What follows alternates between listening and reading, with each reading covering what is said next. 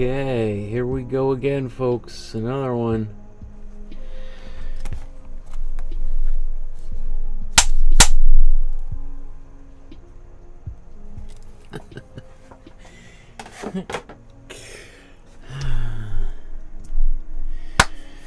Good afternoon. Welcome to my studio. My name is Michael Markowsky, and today we're going to recreate another painting by another one of my favorite artists. Today we're going to be looking at Sanyu, arguably one of the greatest Chinese artists of all time. Oh, I forgot to get this up on the screen here. Look at that. Bad me. Sanyu has been called the Chinese Matisse, although an argument could be made that Matisse is the French Sanyu, because of Sanyu is actually doing some of the things that Matisse later became famous for many years later. So this is the painting that we are going to recreate, and I would also like to try to recreate this painting as well. So I want to try to do two paintings because both of these paintings are relatively straightforward, and I don't mean that in a demeaning, judgmental way. It's just that unlike some of the other paintings which require 5-6 hours to do, these paintings we should be able to do in a relatively shorter period of time. So I want to be able to try to tackle both of them. And I'll probably do mostly one painting. I'll start this one and get probably most of the way done, start the other one, finish this one, and then finish the other one. Because there's going to be obviously some colors that are similar between the two, so it makes sense while we've got that paint mixed up to, let's say for instance, our background colors, they're maybe slightly different. We could mix slightly different colors, or we could just paint the same color in the background. It'll be up to you. And certainly if you just want to do this one, you can go and have a sandwich and come back. Or if you're watching this a little bit after it's been recorded, you can just jump to that part of the video. You could jump right to the very end of today's episode, take a look at how they turned out and go, actually this guy, he might know a little bit about what he's talking about, right? So if you want to do that, you're welcome to do that. So there is outlines that I've created for both of these paintings. I just brought these paintings into Procreate, which is an app on my iPad Pro, and then just traced them with my pencil. And so both of those outlines can be found in a folder, in a Dropbox link. In the description below, you'll see a Dropbox link. And if you scroll all the way down, we've got tons of paintings in here. I don't even know where we are on here, way down here, number 94. You click in here and you will see there is 6 files in here. There is, of course, the original of both of them, and then there's 2 versions of each of the outlines. One's a JPEG and one's a PDF. While we've got the browser open, I just want to let you know that there's a private Facebook group just for people like yourself to take a photograph of the work you're working on, whether it's the paintings we make today based on Sanyu's work, or it's something that you're creating on your own. And maybe there's a lot of people who just paint along with me, and it's sort of like an open studio. I'm making work. Why don't you just join me, turn your computer on, sit back and relax, or sit forward and make a painting, whether it's the one I'm working on your own. It doesn't matter. Anybody who's making art, I think, is doing the world a great service. So anyway, upload a photograph of your artwork to the Facebook group here. Get some feedback from some of the incredible people that have been on this group since the day it started. This was something that was sprang out organically from these episodes over the past year and a half that I've been doing this. So it's really cool. Like we talked about Dolores' awesome drawing that she made just the other day, because once a month I go through all the work that's on Facebook and I pull them off, and then I organize them, and then I give some feedback on how people may be able to improve their paintings should they wish. Let's get these paintings started, and then we're going to jump back here. We'll talk a little bit about who this great artist is and why I love them so much. So let's oh, let me show you how to do these outlines. So you've downloaded you download the templates off of the. Oops, let's see here.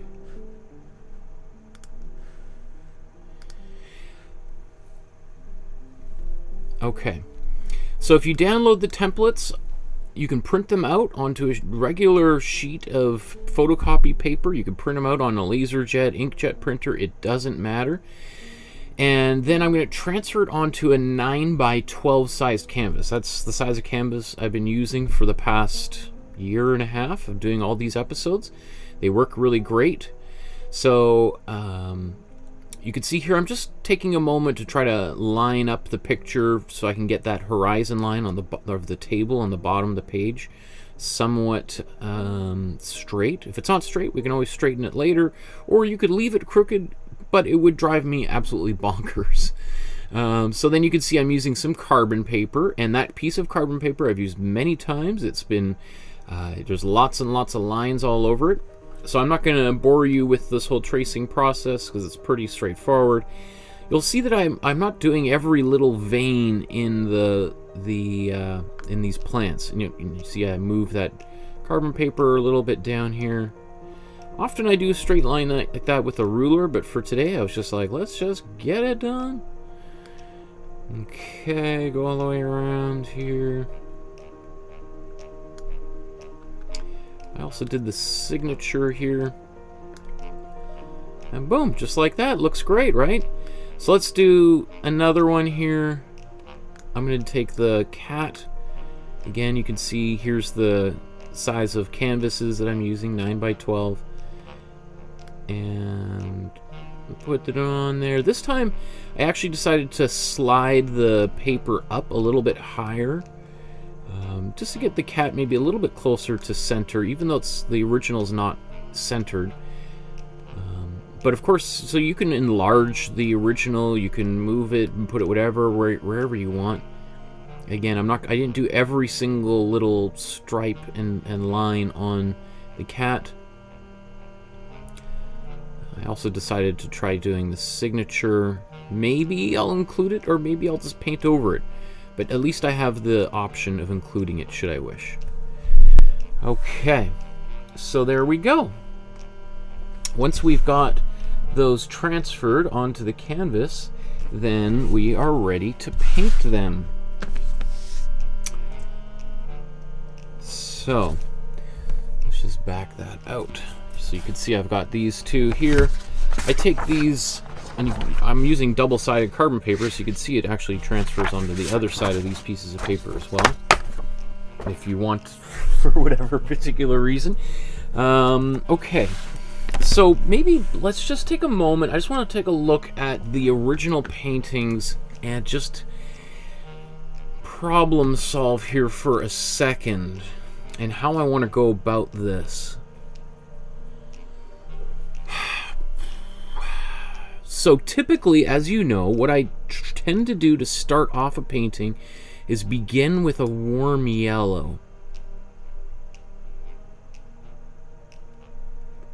I think I'm going to use the warm yellow for this canvas. But for this one, I think I'm going to paint it red, which is different than what we normally do, but since I see that a red coming through here, maybe let's do that. So I'm gonna do two different backgrounds for this painting, which is not the way I typically work, but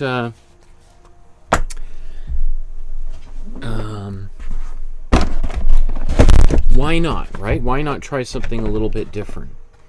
So let's I'm gonna get my warm yellow out. And I'll use a warm red for the other painting. So I'm going to start here by putting some warm yellow on my palette.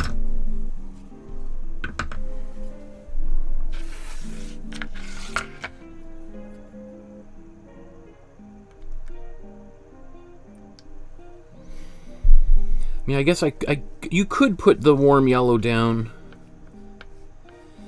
on both of these. The only reason why I'm not going to do it on both is just that with this one here, there's going to be so much color that gets covered up anyway. It's sort of not. It would just be sort of meaningless, busy work, I guess. So I'm going to put this color though on the cat one. Get that begun. And I'm also starting with this because I can use up most of this warm yellow and then mix the red into this, and it might be a little bit orangey.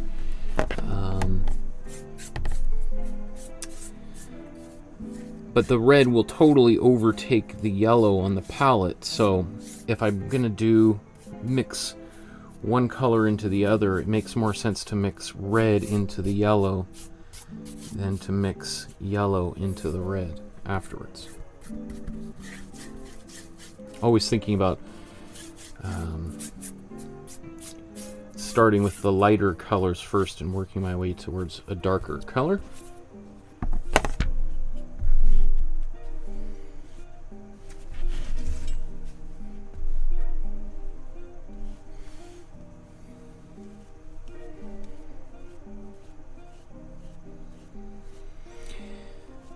I'm really excited for today's artist because this fellow was an extraordinary artist. We'll take a look at some of his work here in a moment once we kind of get these off the ground, so that's good. Now, as promised, let's just take some of this warm red. I'll just plop it right in there and stir it up. Let's put just a bit of water in here. Like, you see what I mean? That red totally overtakes the yellow, which was there, and it barely looks any different than the red right out of the tube. Slightly more orange, but had I tried to do the opposite here, we would have gotten the same color, and then I would basically have to just wash my palette, right? So this is very different than what we normally do, and this warm red is going to give this painting a little bit of a stranger quality. As I'm thinking about it, I don't think we've done a painting with a warm red background before. We did a cool red background when we did the Yoshitomo Nara painting, a Japanese artist, back in, I don't know how many, 6 or 7 months ago, and we used a cool red to do the background because that gave that painting a particularly electric quality, almost a little bit of a slightly uncanny, menacing quality, which is, I think something that Yoshitomo Nara, who's a living contemporary artist, I think it's something that he's interested in, and so it'll be interesting to see how this warm red affects our overall look of the painting when it's all done. How much of this warm red will be visible will just depend on how thick of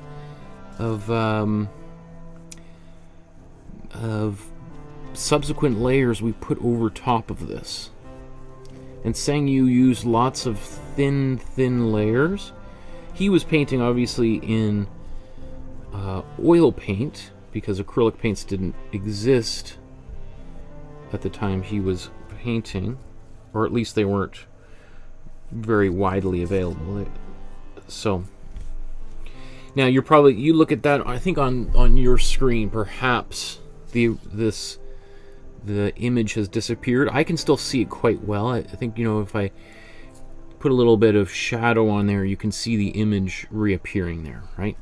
So I think it's just the color settings, the color temperature setting on my, and white balance on my camera. Okay, so that's that. This makes me really excited because that's going to be something very different. So, because let's just take a look at these side by side. So what you're looking at here on the left is ultimately what this painting is going to look like. And there is this like red kind of seeping through. You know, now that I look at it, it is probably actually a cold red that probably would have been maybe more appropriate potentially. But I think warm red will be just fine. But if you wanted to use a cool red, again, like we did with the Yoshitomo Nara, that would have worked fine. The one thing that potentially would have happened if we put that cool red into this warm yellow, we might have got, instead of this red orange, we might have gotten a little bit more of a brownish red. So it would have been a little bit darker. But anyway, I think it works just fine. And you know, again, you have the opportunity to learn from everything that I'm doing as I'm doing it in real time. So now that you see how by the end of the episode you can judge for yourself and you can say, oh yeah, you know what, probably a cool red would have worked maybe a little bit differently. So I'm going to put these to the side and let them dry for a moment. And while it's drying, let's just take a moment to explore a little bit of the art and biography of this great artist. So Sanyu was born in 1901 and originally called Chang. I honestly tried to find out why the name is different. I don't know if he later on changed his name to Sanyu or began calling himself Sanyu. He signed his work, wrote it this way, but every time I've seen biographies and videos, they always, when they're talking about his youth, call him Changyu.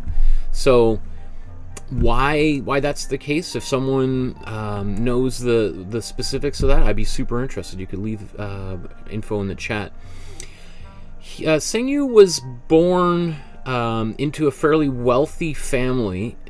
His family owned the largest silk weaving mill in the area where he was born, and his brother, who was 37 years older than him, and I'm not sure the story behind that either. I'm sure there's the family must have an interesting story behind that.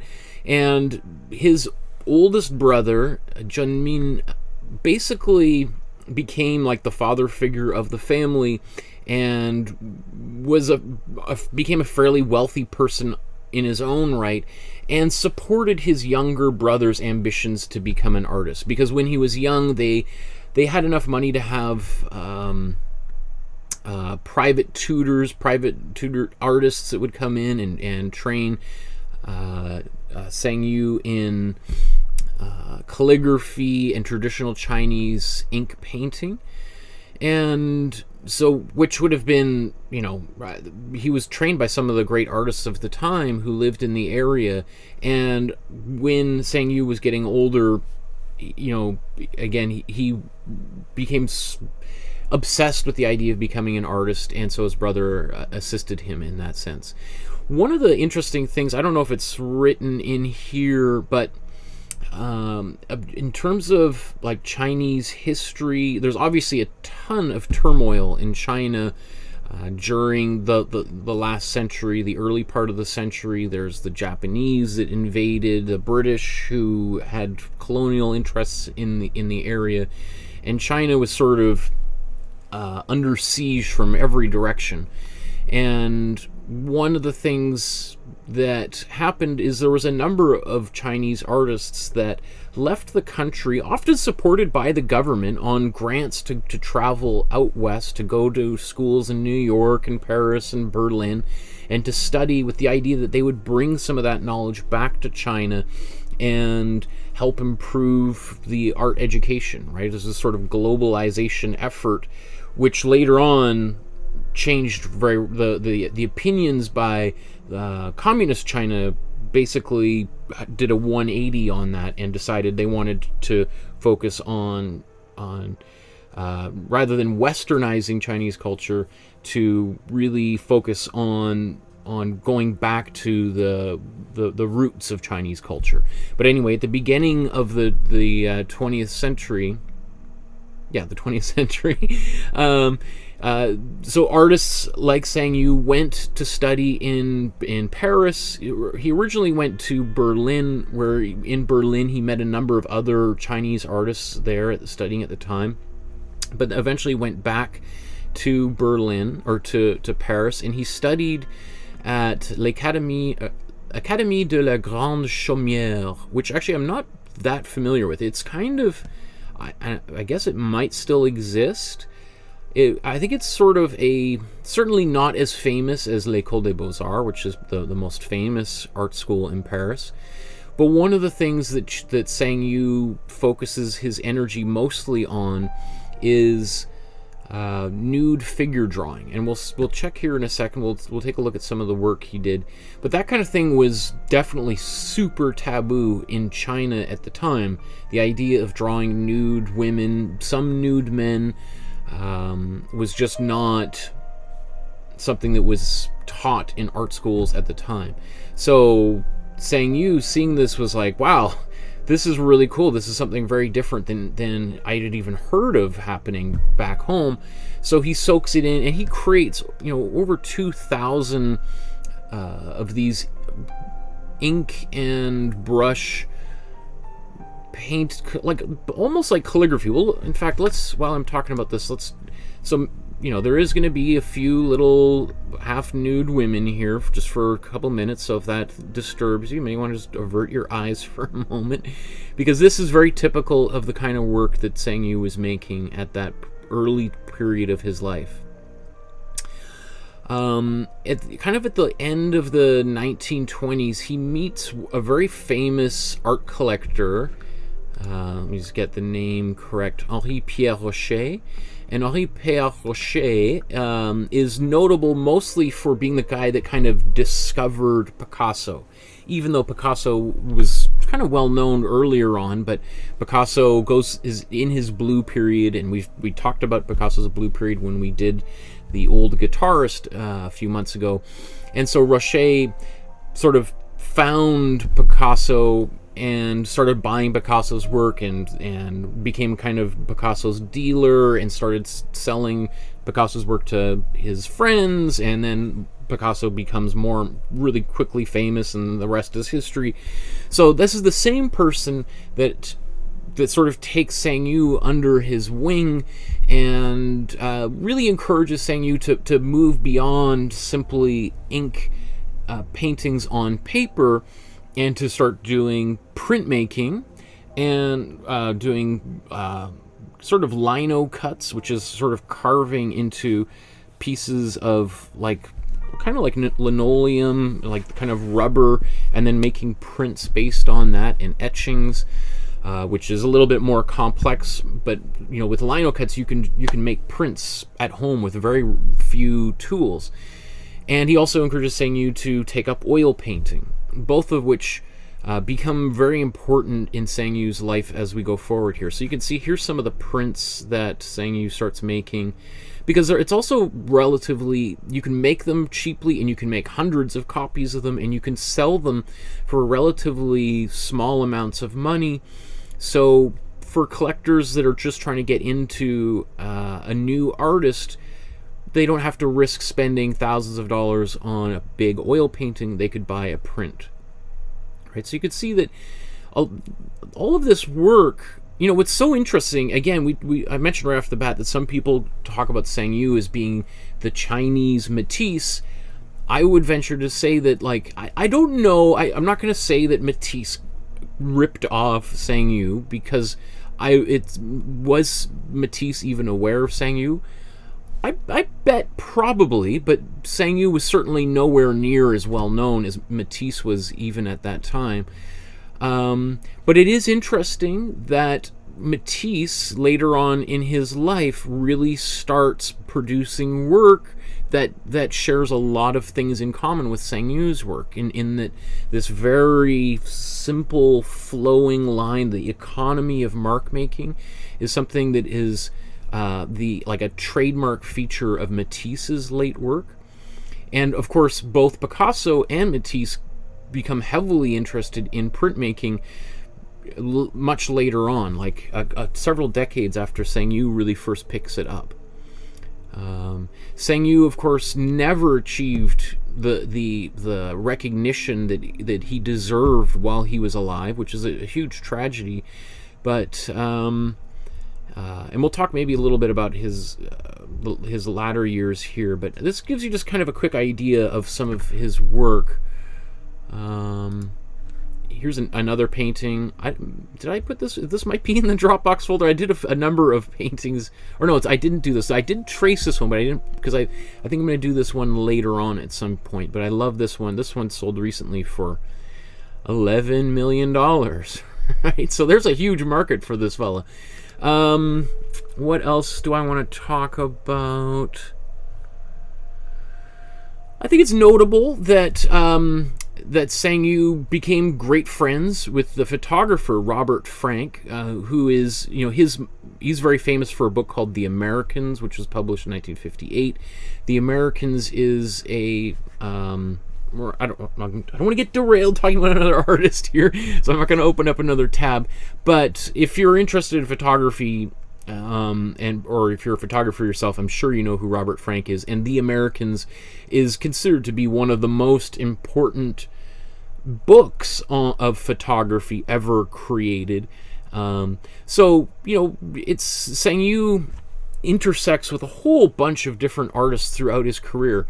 And what's sort of tragic is, of course, Sanyu is struggling to fund his art career. He starts selling and sort of, he becomes sort of like a salesman for ping pong and a demonstrator of ping pong, or table tennis, or ping tennis, I think it was called at one point. And so he's doing these demonstrations at athletic clubs and trying to get people to buy tennis or ping pong rackets and the various equipment, etc. And back then the market was fairly slim. So Sanyu is just, I can imagine him just being very frustrated, and of course I'm sure the amount of racism that he would have faced, would, I'm sure, certainly also played a huge role in why he didn't achieve the fame that I think he deserved. I love this thing though, that Sanyu, he moved back to Paris during the 1950s, and he left most of his art that he had created in the United States with Robert Frank, who later on he sold all the work and then donated all the proceeds to Yale University to establish a scholarship for Chinese artists interested in studying at Yale, which I think is awesome. That's really cool. That's a legacy that continues to this day. Maybe just before we move on here, just thinking about the last few years of Sanyu's life, lives in relative obscurity in France. He's not really exhibiting or selling much work. Again, he's sort of still trying to sell ping pong equipment, and he gets invited to take up a teaching position at I think it's the Taiwanese Normal University, I think it was called, and also to have a big exhibition back in Taiwan. And so he ships basically almost all of his work back there, and for whatever reason his travel plans fall through and he doesn't make the trip. And about a year and a half later, after having some friends over to his house, something happens and there's a gas leak, and he dies in his sleep while he's reading. So he's never able to go home, receive the probably would have returned home and been a celebrated artist. That doesn't happen. His work stays in the National Museum of History in Taipei, where most of that work is on display up until today. So most of his greatest work is in museums in Taiwan, or in the History Museum in Taiwan. Okay, so there's a few other things I want to talk about as we get to the painting, but let's do the painting. So I think this is ready to go. Both of these almost dry. So maybe while the finishing little bits of paint are drying on the canvas, let's get some paint on the palette.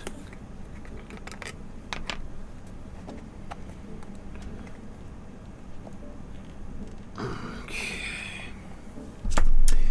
And I think one of these little devices, these Vase devices, are essential for a painter's toolbox, because you can get the last little remnants out of your paint tubes. And whoa, that's a lot. Which is great. I mean, that's the thing, is like you're desperately trying to squeeze paint out of here, can't get any paint out. You roll it through here and more paint comes out than you even ever imagined. Am I going to use all of the paint? I don't know. That's why I'm not going to put a tremendous amount of each color on here until I need it. I'll put a little bit of each just so that I have that option. Because I will be using... I know I'll use all of these colors so far. Probably use... yeah, I think we'll use a little bit of each. The only one I don't know if we'll use the cool yellow, but I'll put it on here as well. If you're new to the program and you're wondering what these colors are, what the names are, in the video description below there is some information about that, including an entire video that I created that walks you through what paint you should go buy at your local art supply store. And if you already have a brand of paint, you don't have to buy these ones. I'm not sponsored by anybody. So I also show what tubes of paint you can buy from all the different major brands of paint manufacturers, and even though they will tell you that you can't, you can mix paint from different brands together, and it won't cause a catastrophic meltdown of any kind. It's just like, you know, car dealers. You better get your car repaired at the Toyota dealership, or whoa, you know, those independent dealers, they're gonna wreck the whole thing, right? Meanwhile, the dealer charges you 10 times the price, right?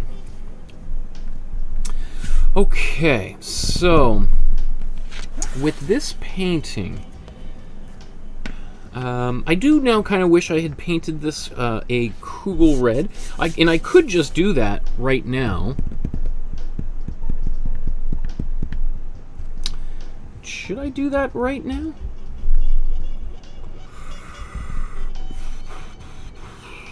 I'm interested to see what would happen if I did that right now. I'm interested to see what would happen by mixing a cool red on top of this warm red. So even though this sort of will delay me by about 5 minutes, I'm always up for a little interesting detour. So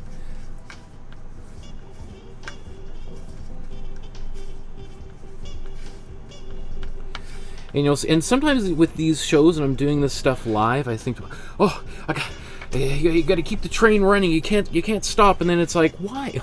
Like, why? What difference does it make? You know. Okay. Yeah, I do like that. That is. I think it basically. What this sort of looks like to me, by putting the the cool red over top of my warm red, it kind of looks like now I've just got 2 coats of red and the cool red on top, and this doesn't, I don't think it's coming across on screen at all, so this just looks like a big red square all of a sudden. We'll see, you know, when I put my hand over there, you can see the image is still there, it's just not entirely visible on camera. But what this does look like is just a very unified red background or surface, I guess. That's actually a really interesting result. I like that. See, so that's one of the things. That's again your textbook example of the Bob Ross happy accident. No joke. I love Bob Ross. I did two paintings, 2 episodes, or 1 painting over 2 episodes on Bob Ross. I did the same painting twice in 2 different ways. So obviously I have a deep respect for Bob Ross, despite what some of my colleagues in the academy might say.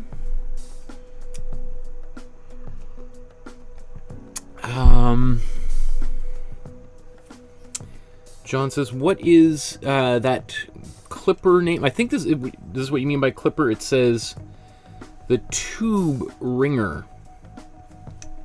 There's a lot of paint on here. It's from the Gill, like fish gill, mechanical company, Eugene, Oregon. The tube ringer. I'm sure like most art supply stores will sell something like this. And yeah, it works really great on aluminum tubes because they stay. Let me see. Do I have one handy that I can?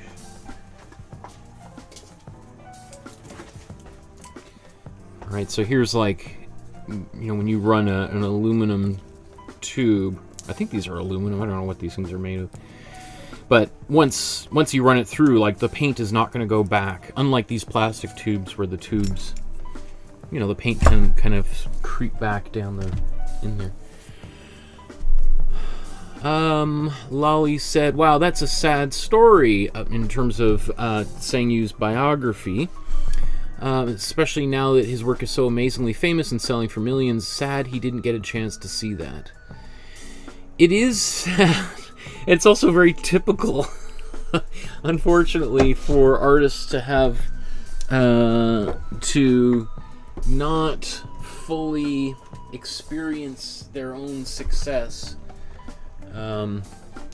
That's sort of the tragedy often of artists. Okay, I just want to point out, so I am going to blow dry this in order to help speed this process up so we can get painting, because there's enough blah blah blah me talking.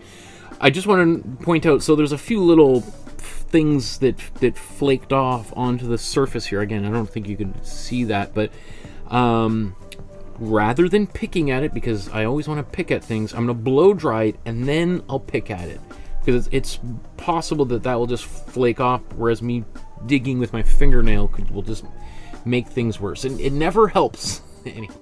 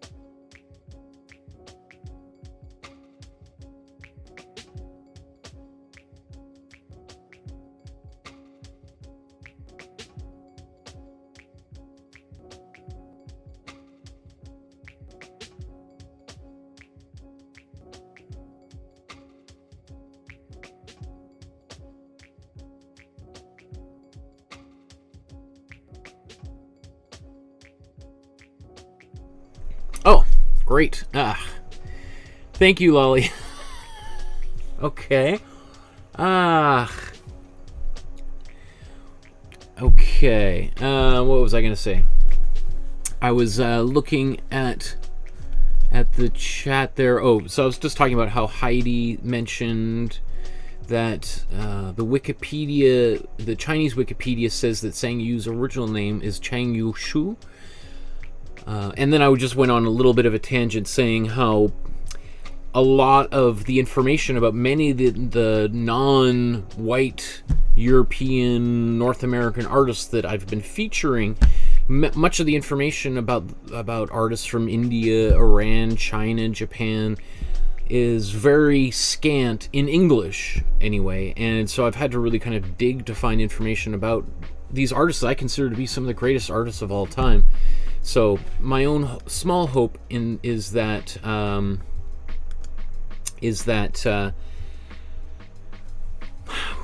by featuring them, they might, some people might come to their senses and decide to include them and write some more books for an English-speaking audience, and that these great artists would find a larger audience, which they deserve.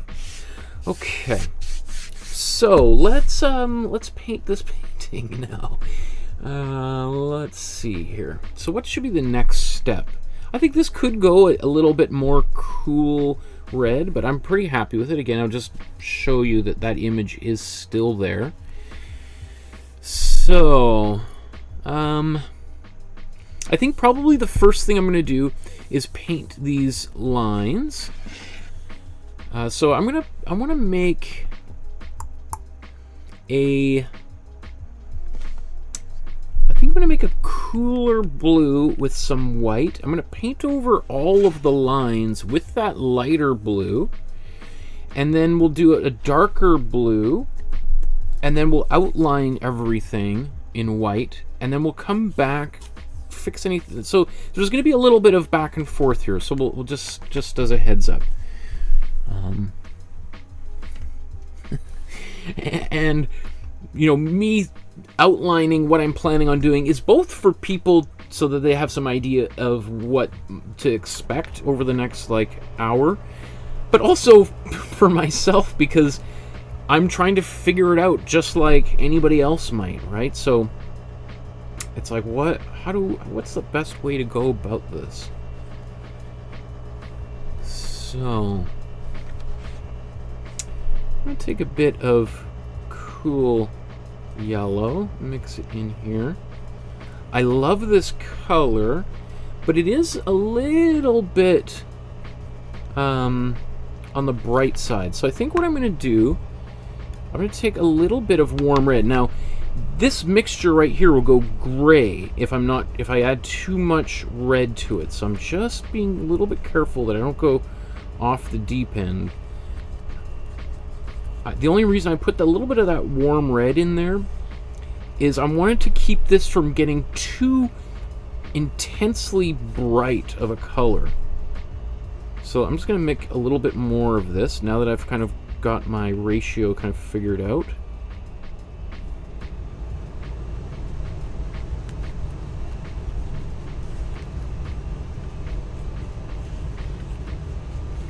By adding the white as well to the color, it is going to cover some of the, because the white is obviously super opaque, it's going to cover up the red fairly well. Just a little bit more of this cool blue in here. That's great. I like this color a lot. That is a nice color.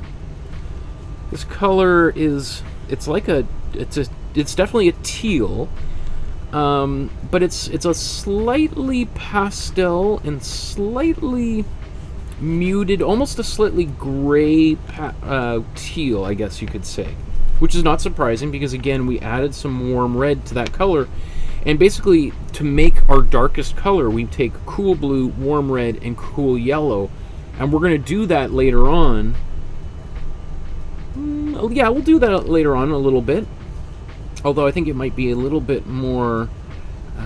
cool blue oriented. So let's move this off to the side.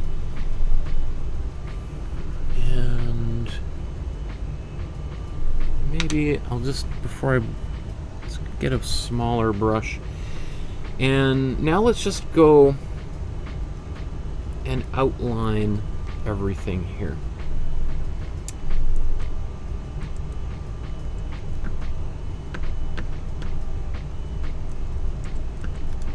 Come on.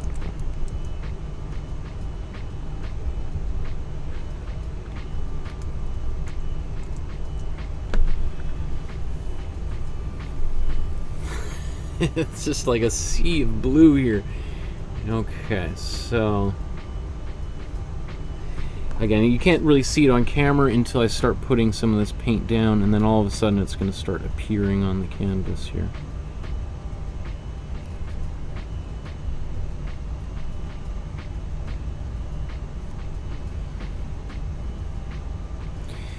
So is this the way that Sanyu made his painting?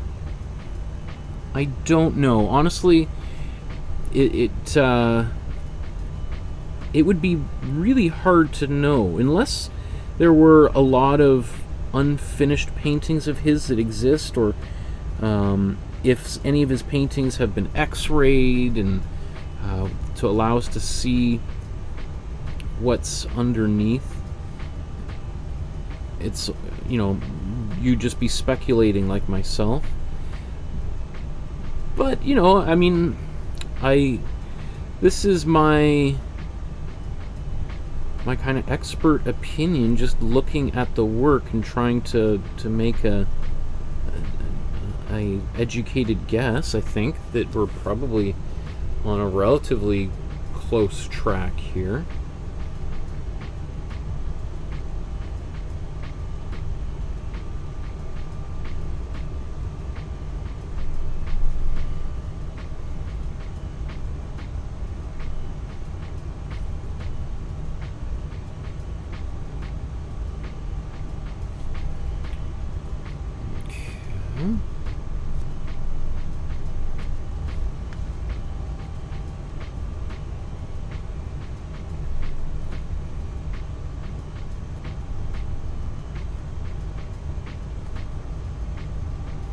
So with this, because we're going to paint the white outlines or the white background afterwards, you can be pretty sloppy. Not that you want to be sloppy, but you don't have to be obsessive about perfection to do this all of this work here.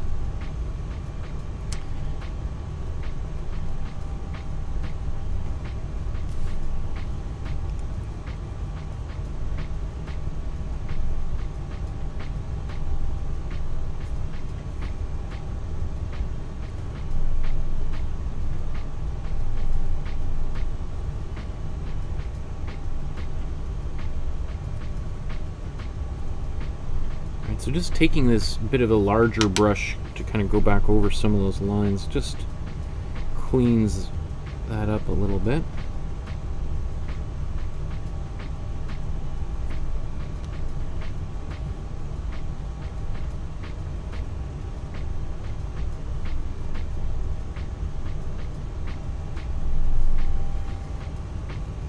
Now, it would have been faster.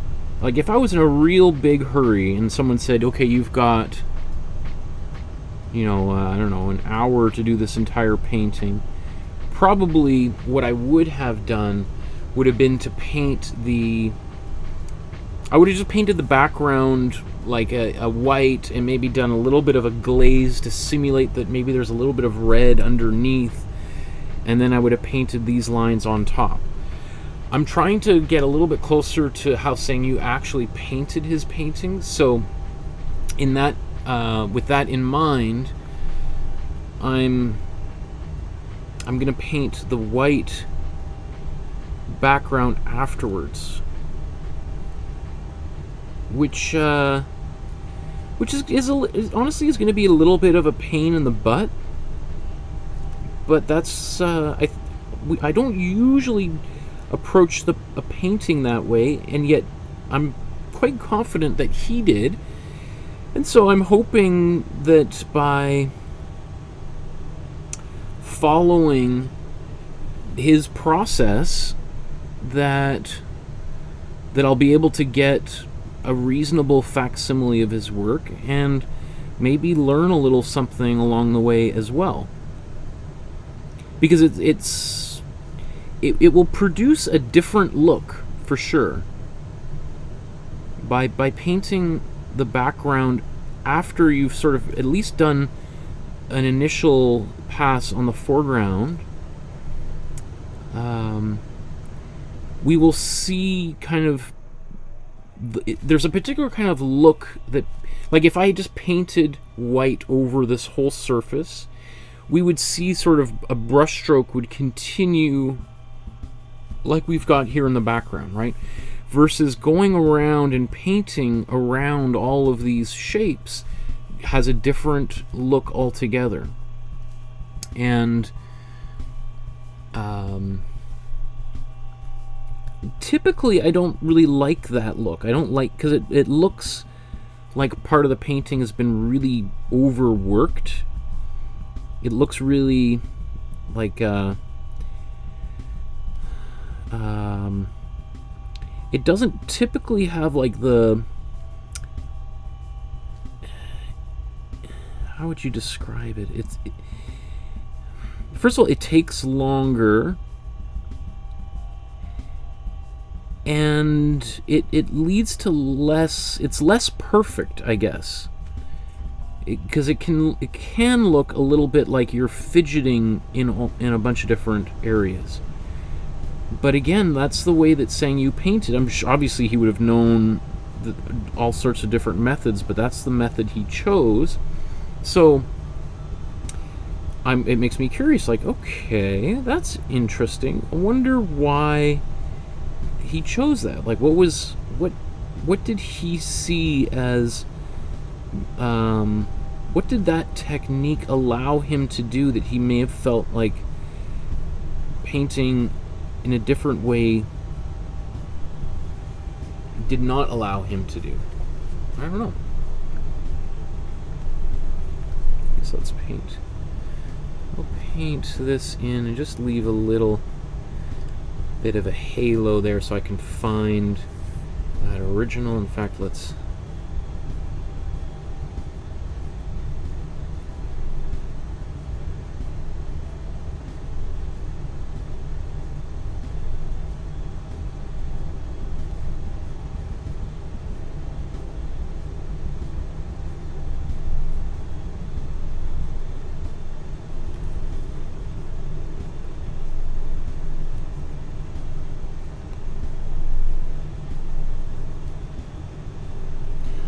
boy, oh boy, I don't know what this looks like on your computer at home, but these two colors, the red and the blue, like this, are like, wow. You know, it's kind of hard on the eyes because those two colors vibrate next to one another, right? They're so opposite.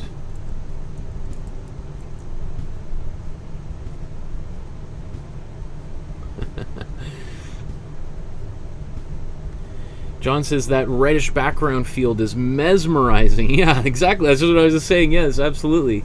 And you said it like 10 minutes ago. John says that chrysanthemum flower looks looks real. If only I could plant them. Yeah. And John says, what if you paint them with the left hand? It would be challenging for sure. We are going to be painting a painting. It's funny you mentioned that, John, because in a when are we doing that painting? Is it next? Maybe it's on Friday. We're painting a painting by Louis Wayne, who actually I didn't even realize until afterwards, after I was prepping for the episode, that just like a month ago, Benedict Cumberbatch starred in a movie that it's on Amazon Prime called The Electric Life of Louis Wayne, all about this painter that we're going to be painting next, or is it this Friday? yeah, I think it's this Friday. And part of that painting we're going to do with our left hands, or at least I'm going to do it. You can do, because Louis Wayne was ambidextrous and painted some paintings with both hands, and often painting simultaneously with his right and left hand, which is, you know, I'm going to try doing it. I don't know how effective it will be, but we'll try. And boy, do I look like I'm out of focus. I'm going to focus that camera here.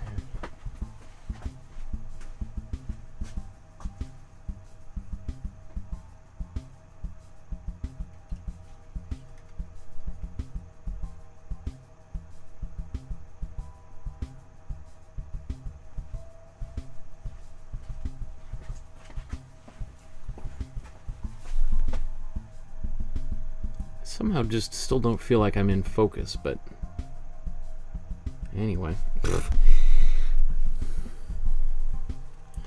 That sounds like a lot. If you watch that film on Louis Wayne, which is, I think it's a pretty good film. It is a little bit weird. We'll talk about it. Visually, it's pretty amazing. They do, because Louis Wayne unfortunately had some.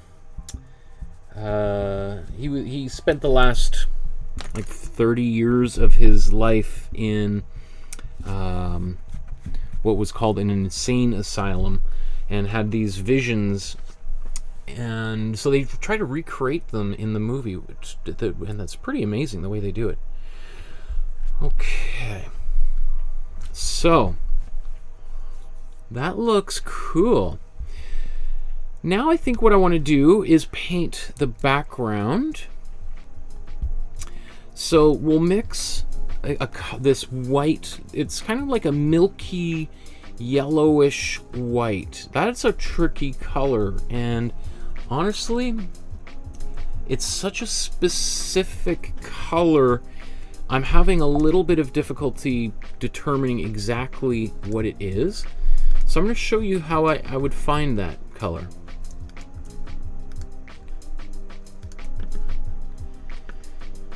So in the video description below, you will see a couple of links.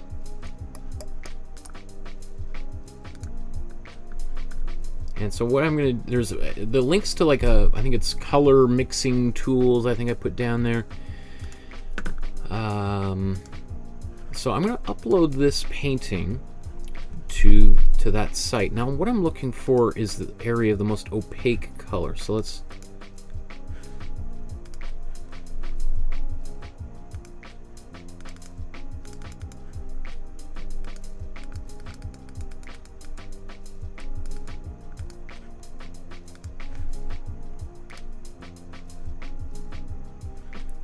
looking at this here. That's pretty close. So what I'm going to do is I'm going to copy this hex number here, and so the hex number is like a number used for digital artwork. And so I plug this into this other website, and I'm sure there's probably another site that does this better, but what this is telling me is a little bit about how this color was mixed. So what I'm looking at, this is a cool blue, and you know, I mean, it's basically a gray or a brownish gray, but it's a cooler gray, right? So we're using a cool blue and a warmer orange. Well, either way, so let's this is just kind of helpful for me to help visualize how this is going to go. So let's take,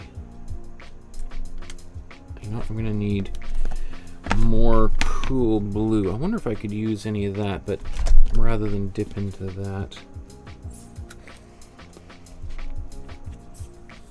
I'm going to put this. Oh. I don't need anywhere near that much, but let's take an orange and red.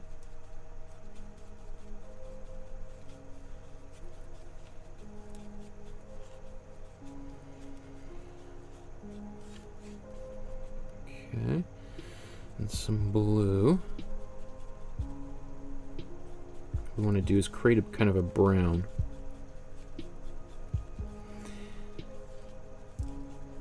Now I'm afraid this is going to go gray. I don't want to go gray. I want it to stay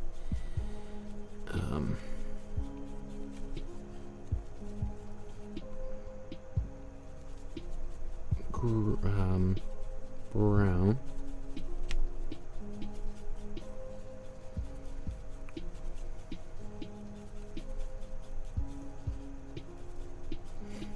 I mean, with enough white, it's gonna be, whether it's a cool or warm brown is gonna be kind of irrelevant. But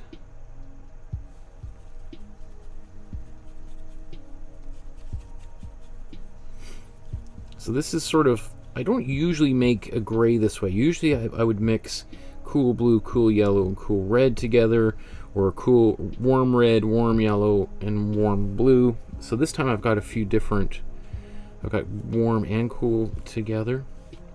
We'll just see how this works. Okay, so that color, let's take a bunch of white and mix this here. Pretty darn close, right? Just get more white on here.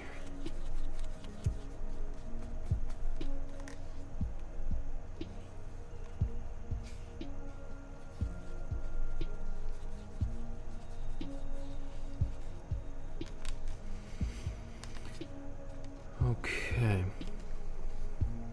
So I think I'm just going to use all of this white on here because we're going to need a bunch of it, and I'd rather have a little bit, and we're going to do, I guess, the other painting with a similar color. So I'd rather have some extra than have to mix a completely new version of this halfway through, because it would really kind of interrupt the look of this painting. So let's just mix more up. That's actually not bad. In fact, considering this painting, well, you know what? I'm just going to take a bit of this and put it in here.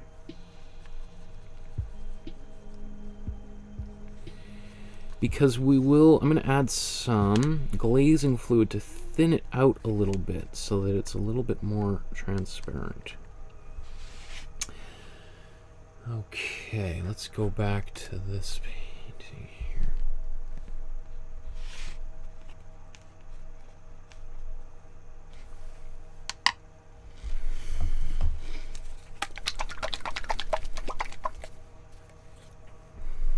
So I'm going to take my, my satin glazing fluid,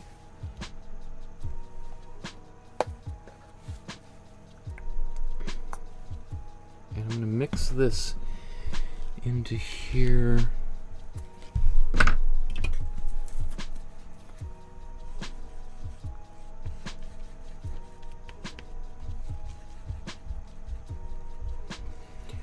So this is going to make this white a little bit more transparent. In fact, I'm going to put more in here. White is the most opaque color. It means it's white is great for covering up. You know, if you make a mistake, paint it with white and that color just disappears. But in this case, I want a little bit of that color of the red to come through. I don't want to hide it. I want it to still be visible. So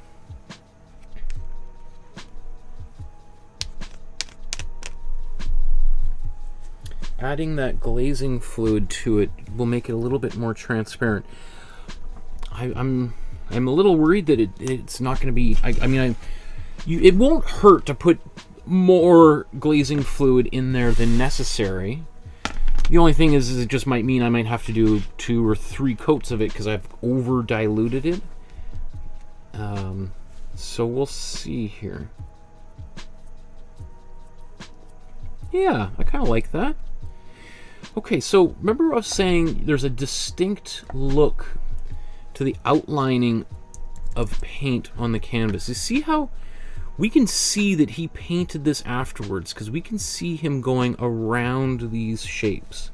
So it does make for a bit of a painstaking, slower kind of way of making this painting, because we're gonna have to go around like this.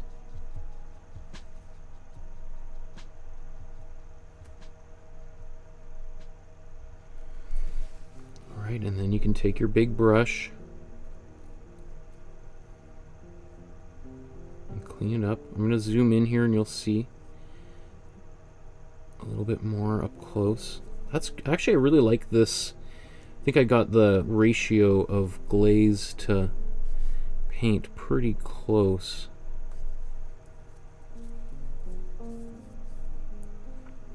Okay. So let's zoom in.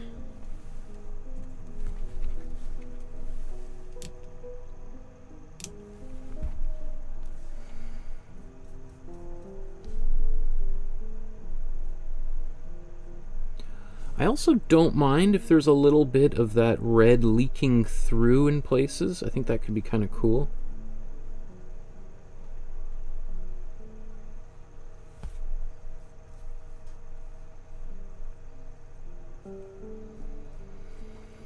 The one thing with, just like that, one thing with glazing fluid is once you've sort of applied it, you kind of either got to paint really quickly over it and move it around, or just let it be, because then you get this thing where the paint, rather than layering over top of that paint, you're just sort of scrubbing it off. So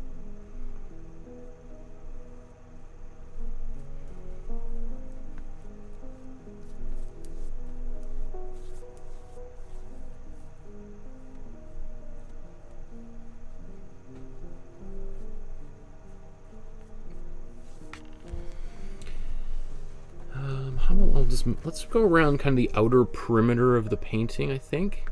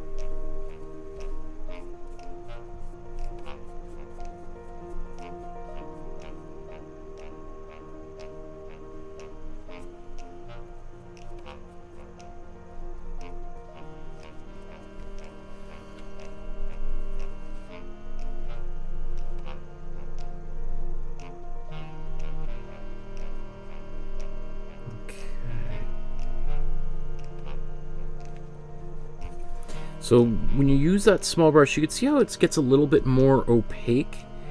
So I kind of think you got to brush it kind of in to incorporate it into the larger mass of paint kind of pretty quickly. So you don't want to fiddle for too long, and you kind of you're got to work quickly into these little areas.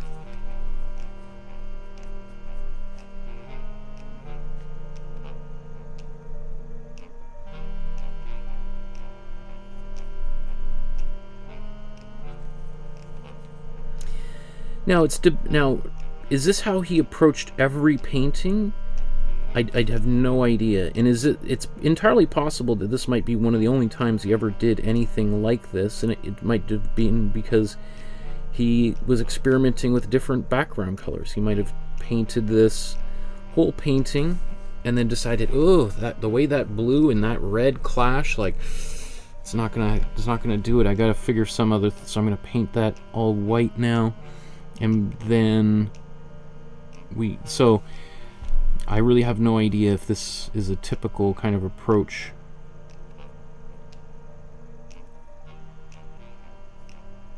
I just know that it's a little bit different than anything we've done so far, which is another reason why I chose his work, besides obviously loving his work.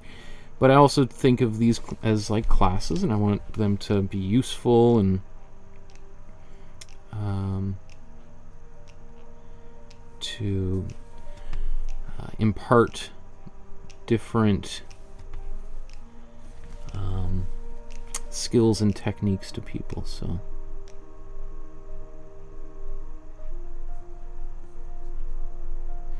anytime I come across an artist, or I've got a gigantic list of artists I want to cover, but then I think like, have we done that kind of artist before? Yeah, we've done a bunch of artists that paint just like that many times. Like, for instance, a lot of people want me to do a lot of Group of 7 stuff, and it's like, okay, I love Group of 7. I'm making a graphic novel right now that features all of the members of the Group of 7 in it.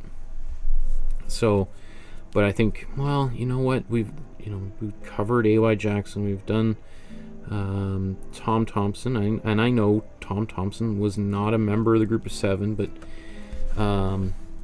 he was friends with all of them, and they formed kind of almost in memoriam to Tom Thompson. And we've done who else did we do? A Lauren Harris painting by him, by Lauren Harris.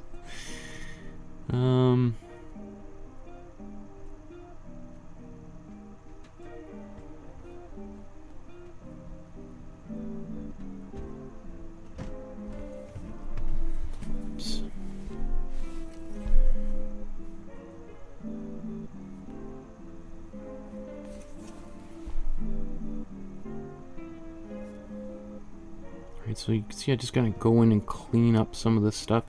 So maybe if I just zoom back out, you can kind of see how certain parts of the painting are smoother versus some of the paintings there's a little bit more fidgeting. So I think, I'll probably do a second coat here.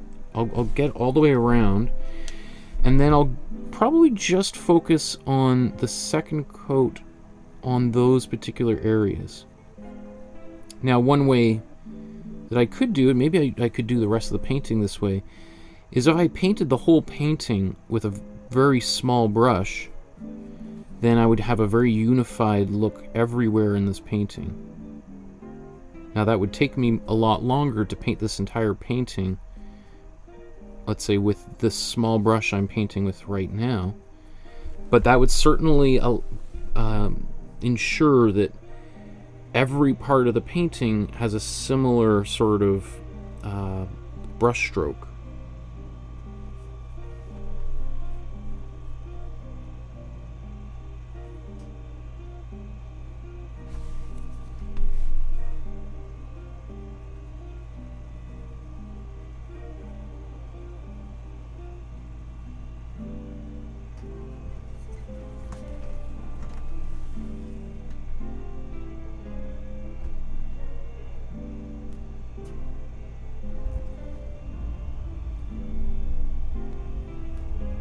I really do like this look. Like, it's funny to think of like my own prejudices towards different types of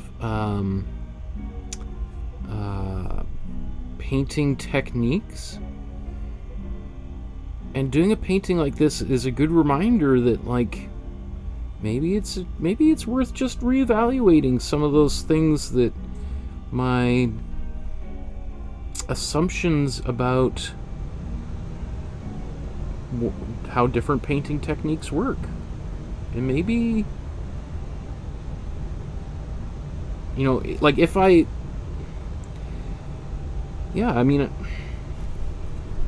because I really like what's happening with some of the red coming through, and we would not have had that had I just gone and painted the whole background white and then painted everything on top of it. Right? That's the benefit of doing this, right? That's the whole point, obviously, of trying to recreate a great artist's artwork, is to learn a little bit about how they made their work.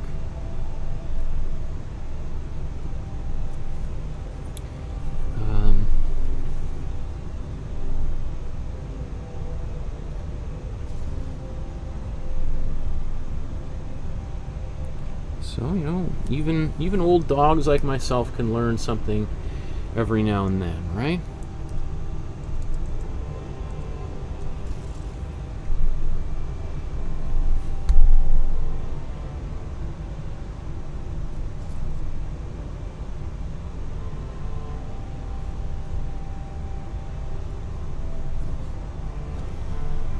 But, you know, this is also, you know, typical of work done by, like, Matisse. You know, again, we've talked about Matisse a number of times in relation to today's episode, because stylistically there's a number of similarities between these two great artists' work, even though I don't really think they...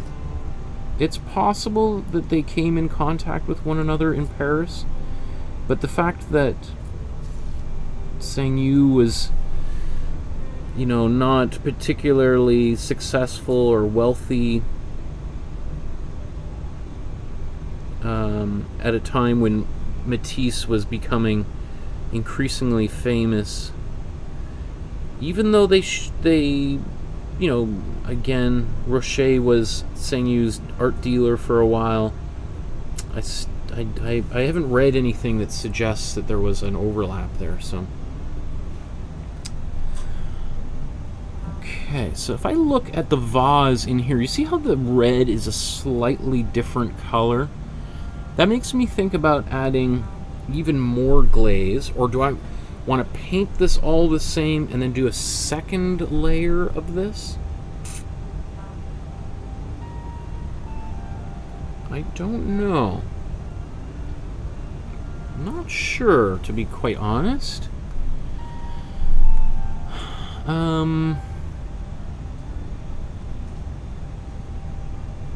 Maybe I'll sit on this for a second.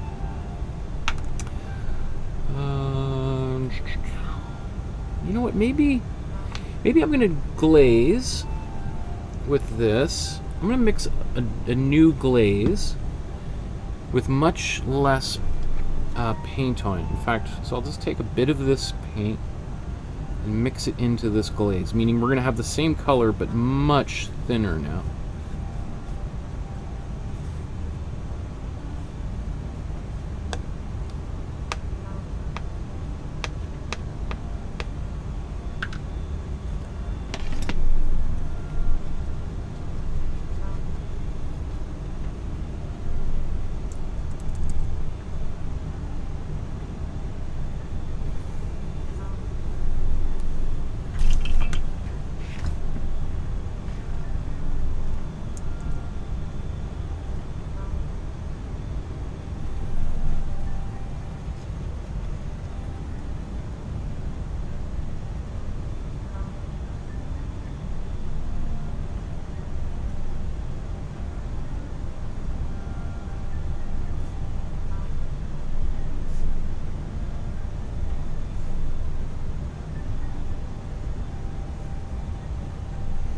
So you can see it's a little bit more transparent. Make sure it's in focus here.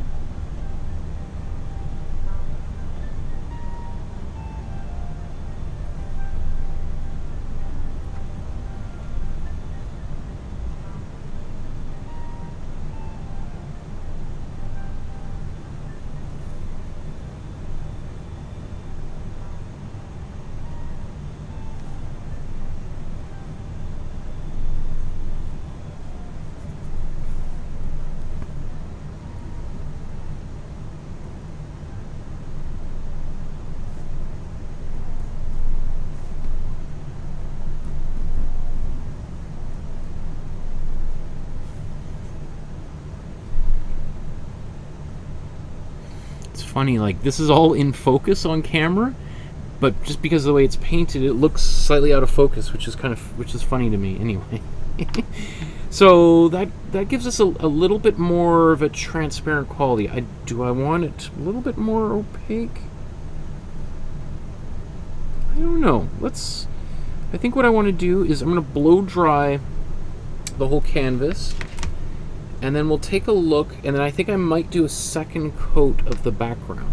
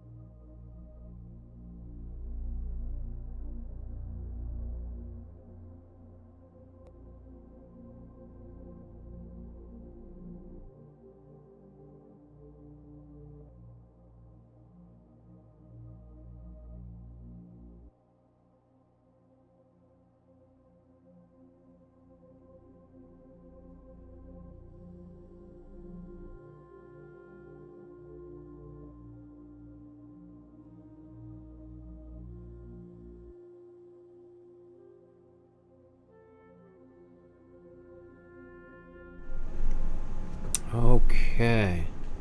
Let's look at these side by side.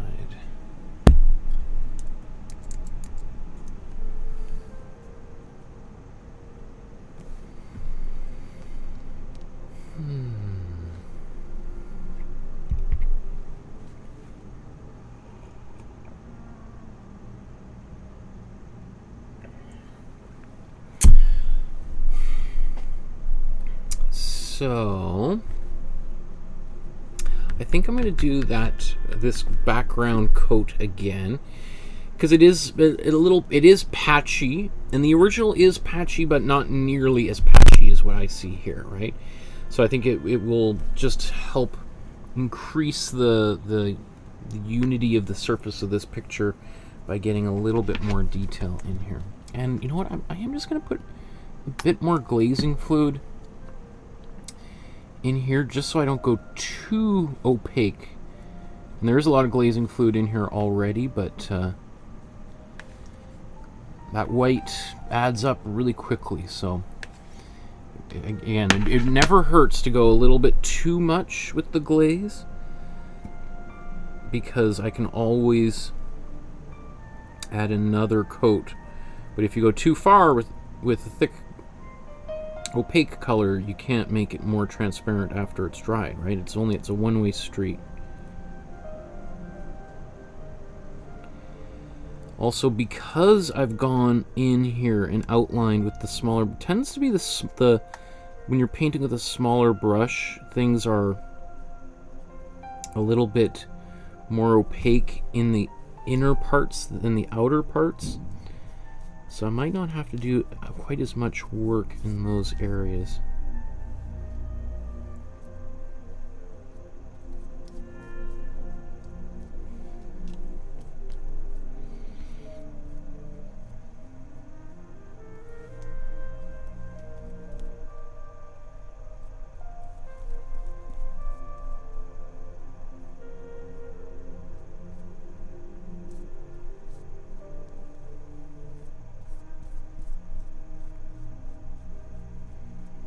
Now obviously I can always paint more of that blue color over top of anything later on if I accidentally overpaint something, but we are going to be painting a darker color over a lot of it as well, so I'll just kind of hold off on touching anything up until I get to that stage.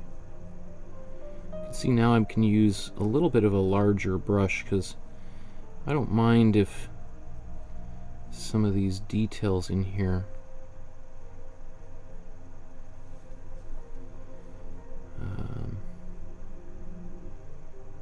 are a little bit clunkier. The first pass I think was very important.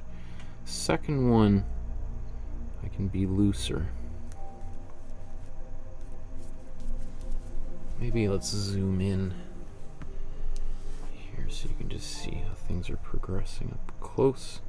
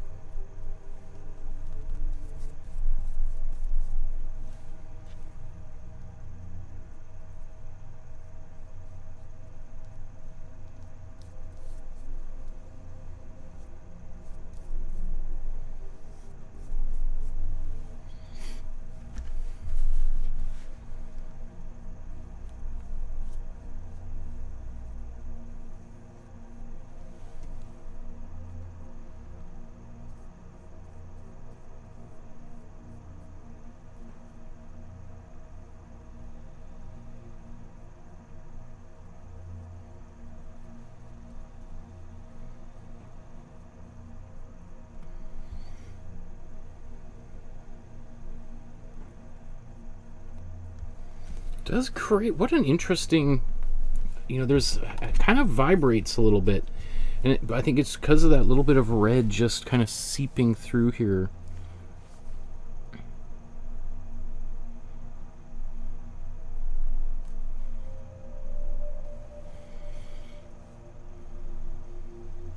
And so I have to restrain myself from, you know, making it perfect and trying to get all of the painting, all the red out, because that's a feature of this painting. And so I have to allow some of it in there. So we've encountered a number of situations like this over the course of these paintings, where over the course of this master study series here, where,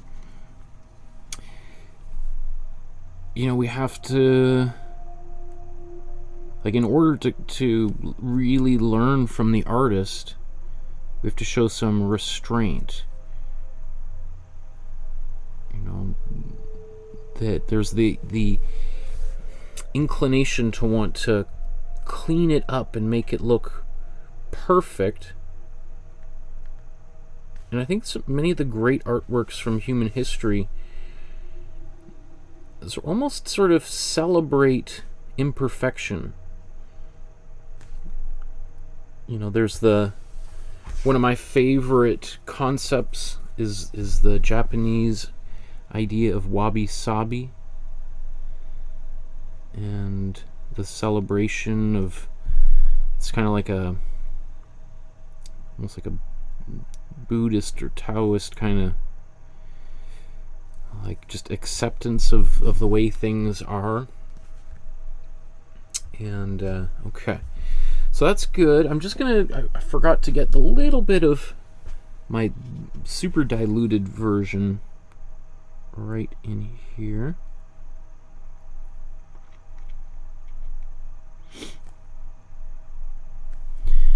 And I think I'll leave, well, just get a little bit brighter, not too much. This is my really diluted color for the background. That area just seems a little bit bright for me, or too white.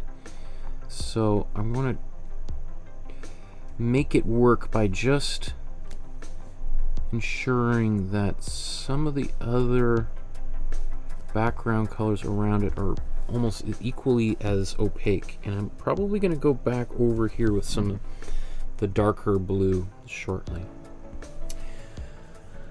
Okay, so that's where we are right now. I'm feeling really good about this. I think maybe I'm going to move on to the other painting in a moment, but I think I'm just going to put some cool red in an opaque manner right across the bottom down here. I just don't feel like this is quite as dark enough as I'd like it to be. So let's just take some cool red right out of the tube.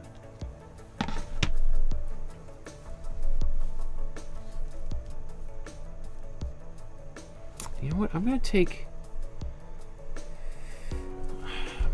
a bit of white here.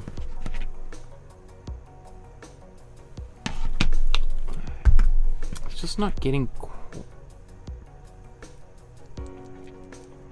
And when I say a little bit, I mean just a little bit of white.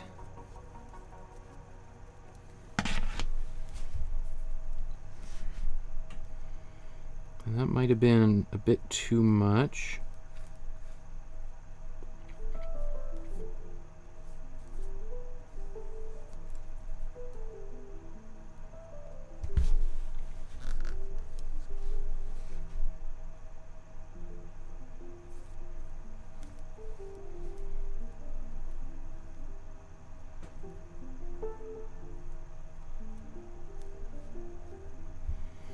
I think I'm going to end up doing another layer of cool red here, and maybe even darkening it, giving it a bit of warm blue in there, almost going a little bit purple. But I'll wait for this to dry. I put a little bit of white in there because it's going to hide a little bit of the warm red that was underneath.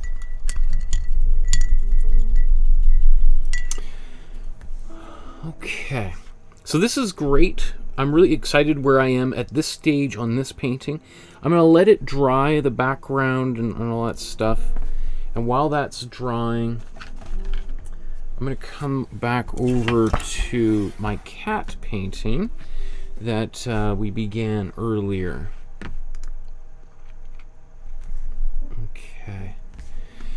So, what I'm going to do, I'm just going to use the same background color we made earlier, since I just got a lot of it left, so let's might as well, right? And this was cool blue, warm red, and warm yellow. So basically we made that the cool blue here, you can even see it's in the same position. Cool blue, warm red, warm yellow. I mixed it into here and then just added a lot of white to it. And I think there's still glazing fluid in that area. I'm going to put a bit more in here just to ensure, because again, I don't want to cover up the yellow entirely. I want a bit of that to show through, because the white that I've mixed it in there is just so strong that. So let's paint this over top. I could see some people just skipping the warm yellow and painting this color on all over the entire painting right off the bat.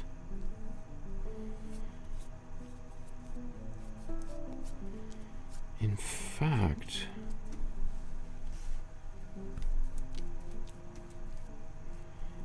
I'm going to paint this whole thing with this color.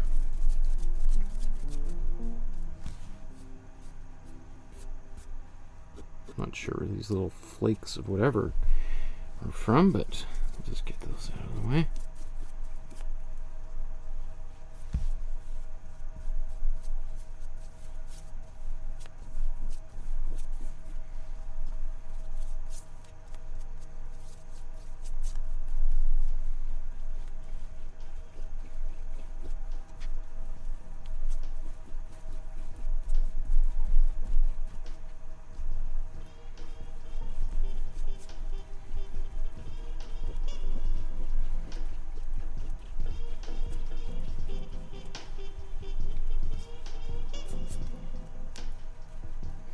So some of that, because I've got the paints a little bit thinner because of the glaze, some of this warm yellow is going to leak through into the final painting. That might drive some people crazy, and so you could just do another coat of it, or you could have skipped the warm yellow entirely. I like it because there is a bit of that happening, and I think I will maybe go do another coat in certain places, or one thing I could do is I could wipe some of it away. But I like the way this looks. It's kind of got a milky quality, and there's a bit of that warm yellow coming through here. It's probably not obvious on camera, so I'm going to blow dry this, and then I think I'm expecting the yellow to start coming back through the color as this dries.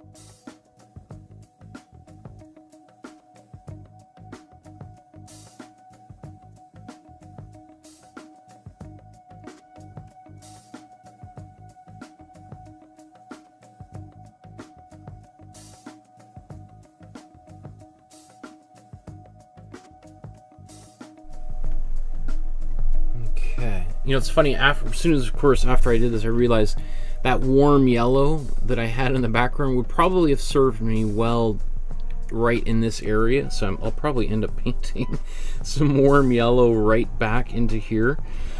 But, you know, so again, if I was to probably do this a second time, what I would probably do is just do this, what I did, but just leave the cat yellow. But coulda, shoulda, woulda, right? That's every painting has tons and tons of that type of thing.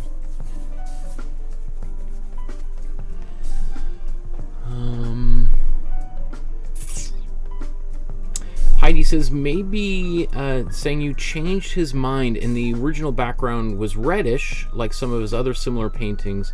I like the reddish background better. It's possible. Yeah, I mean, it's entirely possible that he had a red background and decided it was too intense, so painted it out white. And obviously, if he painted the whole painting white, he would have obliterated all the marks that he made. Lolly says, Michael, do you have any exercises or advice for a student who wants to loosen up their painting style a little bit and not be so...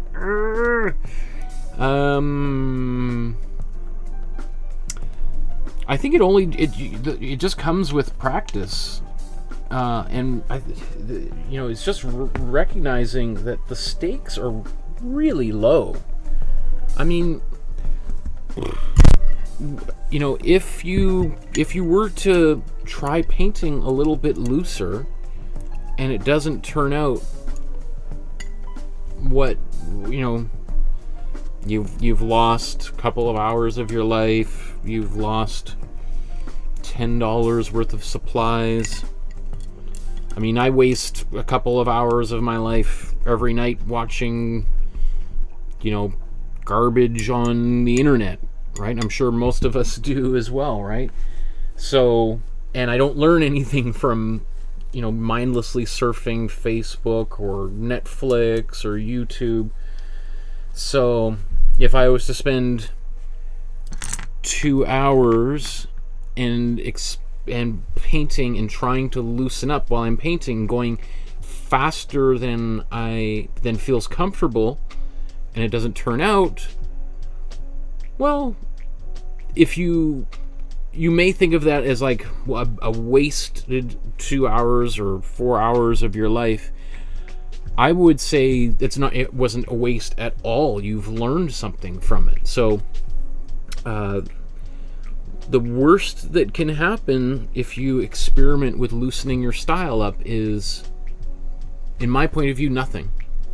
Like, you might feel like it's not turning out the way you want at the moment while you're experimenting with a bit of a looser style, but you know, it's sort of like learning to ride a bicycle for the first time.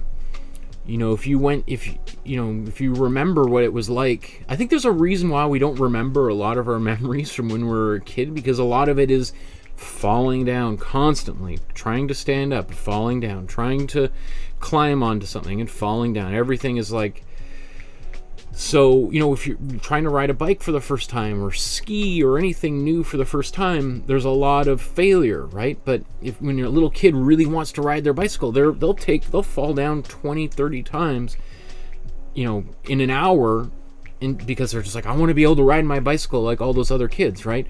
So they're willing to put up with endless failure after failure because they know it's possible.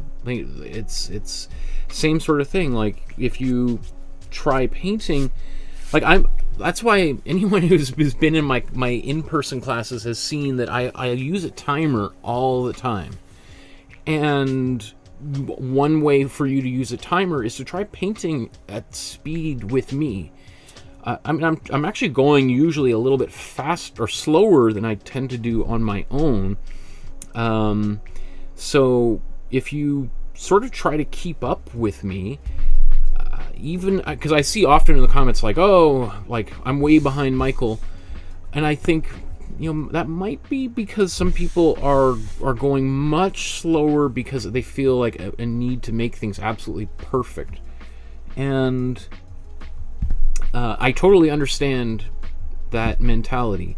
But I think especially for paintings like we're doing here with like Sanyu, where his work is all about looseness and this freedom of expression, very expressive kinds of artworks, that it should give you permission to feel like, oh, I could go a little bit faster than feels comfortable. And if it doesn't turn out perfectly, I got the template, I can do it all again. And, you know, it'll probably turn out better the second time, without a doubt. So, I think what I want to do here is I want to get a bit of that yellow back that I just painted over. And I was going to mix a brown, but I wonder if I use this warm... Well, okay. I'm going to take this warm yellow. Let's get a bit of warm blue and a bit of warm red together here. We'll make a brown. You can see I'm using like barely any red and blue in this mixture, right? Very simple. So it's similar to this color, but just a little bit more brownish. Like the warm yellow that I use and that I suggest you use is it's an orangey yellow, and that means it's already, you know, it's very easy to turn into a brown, like a little bit of blue and it goes brown. So I'm going to take this color and I'm going to glaze with it.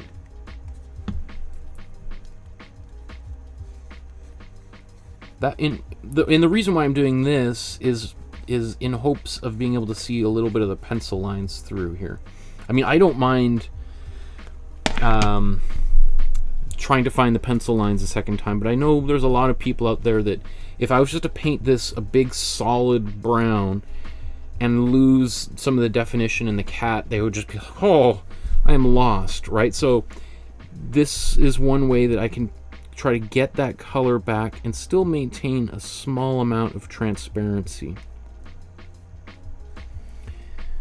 So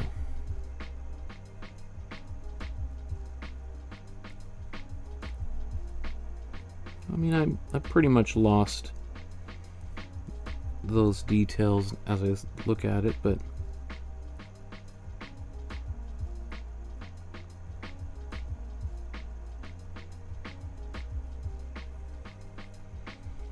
oh, I think another thing, Lolly, that one could do to loosen up is using a bigger brush too. Would be, if you're always using a very small brush, then your instinct is always going to be to do small details all the time, whereas if you go to a bigger brush, then it's very hard to do small details when you're painting with a big brush.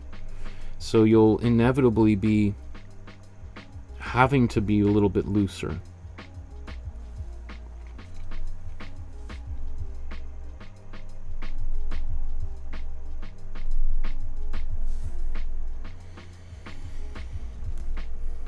And even then, that's almost even more opaque than I was expecting it to be. So I probably could have put much more glazing fluid in here, but that's okay.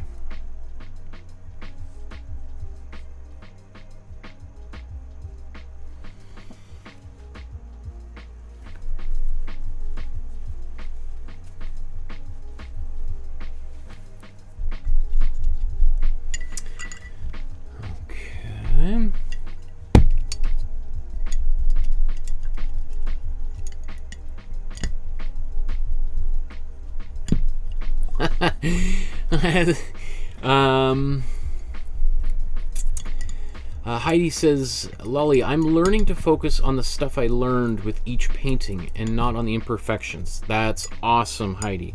That makes me really happy. Yes. Just, it's, I think it's really important. I mean, I guess everyone might have a different... I have no idea why everyone is watching right now. But really, even just the way that I approach each one of these paintings is as a learning experience, and in hopes that I'm going to learn a little bit from each painting. I don't really have an expectation that I'm going to exhibit any of these artworks anywhere at any time, except maybe in my living room. So for me, it's like I'm trying to find different paintings that are going to teach me a little bit about something, rather than making perfect replicas of these paintings. I'm certainly not going to sell them. In many cases, that would be illegal to do so. Like Heidi's saying, just sort of trying to embrace a bit of each artist's technique here. And she references the movie The Last Portrait, which is a really good movie that came out recently about the artist Alberto Giacometti. The Last Portrait taught me something. The artist Giacometti's painting process could be endless. It's a funny movie because in that movie, Giacometti is painting this, I think he's a journalist's portrait, and it just goes on and on and on, and it ends. I won't tell you exactly how it ends, but if you know anything about Giacometti's artwork, they're relatively simple portraits, and but it's, he's making, I think he's like, oh well, I need like 12 hours to make your portrait, and they paint for 12 hours, and then he's like, I need tomorrow, and the guy's like, well, I'm catching a flight tomorrow. You got to cancel that flight. You got to cancel your flight. I still need to, and it just keeps for like, I don't know, 3 weeks they're working on this painting, and yeah, so it is very funny. There's a lot of artists that are like that. Okay, so I want to put this, what I'm going to do, I'm going to paint the pink on here, and I'm going to set this painting aside. So this pink is, let's do a little experiment, just so we can see how the two different pinks react to white, so we can make an educated decision as to which red we want to use, right? So if I take my cool red, and I mix it in with the white, I get this kind of a pink. If I mix warm red into the white, I get this kind of a pink. Right, two very different pinks. Which one do you remember which one the painting is more like? Oh, interesting. Right, it's funny because as I was mixing these, I was like, well, I mean, clearly, obviously, it's going to be the cool red, and I was planning on in the reveal being like, you see, it's the, and then I see it, and I'm like, oh, you see, that's why trying to mix those colors, sometimes mixing another version of it side by side, sometimes your initial instinct might be wrong, just like mine. Oh yes, Heidi says James Lord was the writer that is the one that Giacometti is doing the portrait of in The Last Portrait movie. Thanks, Heidi. So I'm going to use a warm red and white. I was not expecting to do that, but I guess I just thought that red looked has a bit more of a cooler quality. But we will see. It might react a little bit to this background. I blow dried this, right?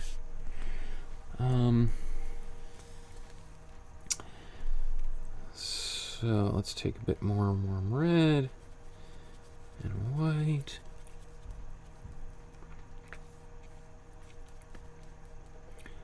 I do think I'm going to take a bit of the cool red and mix it in here anyway.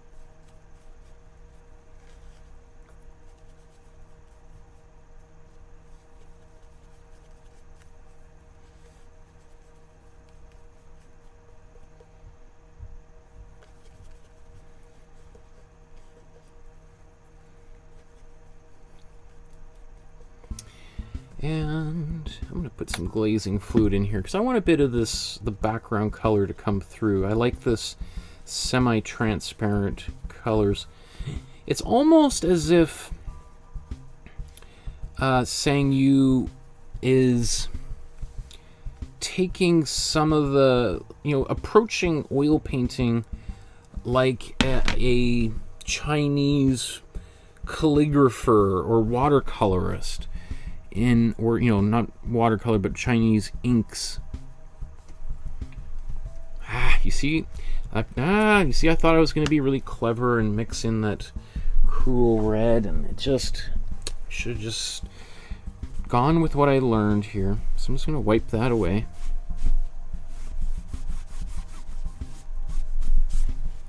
Let's mix that again.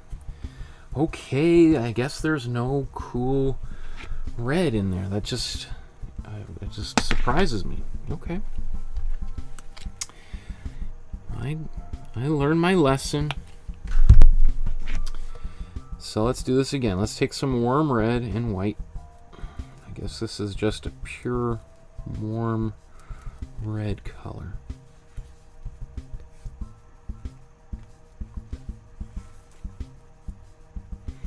And just like what I'm doing right here, like to go back to your comment, Holly, about being afraid of making mistakes. You can make a mistake. You can also fix it and wipe it away and move on, and like it's okay to make a mistake. That's how we learn, right? Technically I made a mistake. I guess you could say I made a mistake, but if I learn from it, it's just a part of the process, and I go, oh, okay, I actually got, by mixing that color, applying it on the canvas, seeing them side by side, I recognize, man, that's still, you know what, I think I need a bit of warm yellow in here to pull it back towards the red a bit.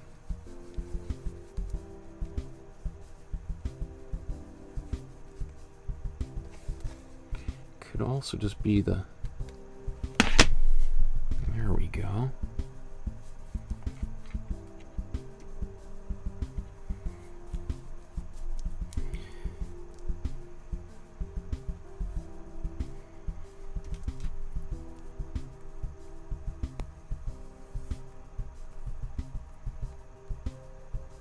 I'm gonna leave a little bit of room of this white behind the cat here, so I'm not going to outline right up to it. Leave a little bit of space.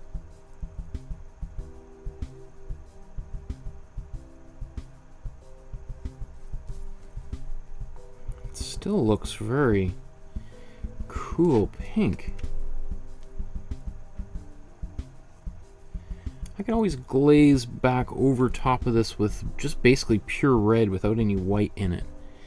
I suspect what this is it's a difference between a different kind of white that he's mixing into the paint. So there's some whites that, like titanium white, which is the white that I'm using right here, which really changes the color quite dramatically. It tints the color, whereas a color like zinc white, for instance, will preserve a lot more of the original color. It just lightens it up perhaps a bit, but it's not nearly as opaque.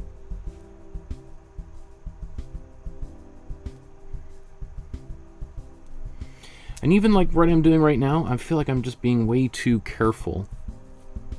I really should have almost set myself a timer and said, paint that whole background in 10 seconds, Michael.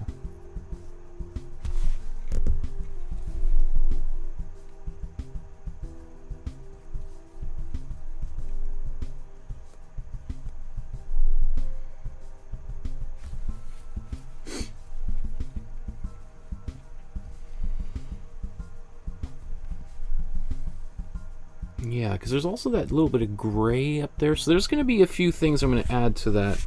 We'll get back to this painting in a bit.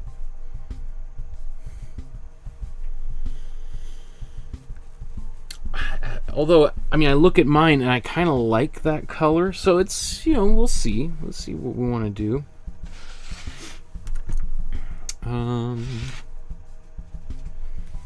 Just going to touch this up here.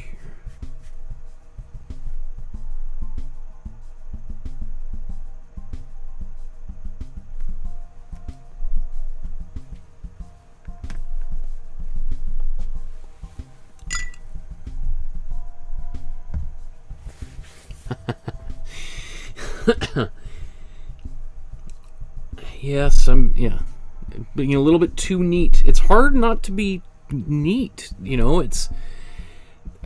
That's why it's fun, you know. It's the irony of, you know, people saying like, oh, you know, paintings, like a lot of the modernist painters like Sanyu, Matisse, Picasso, oh, my kid could do that because it looks so sloppy and like it's childish, when like in reality anyone who tries to paint in that way, it's really hard to allow yourself to paint in that way.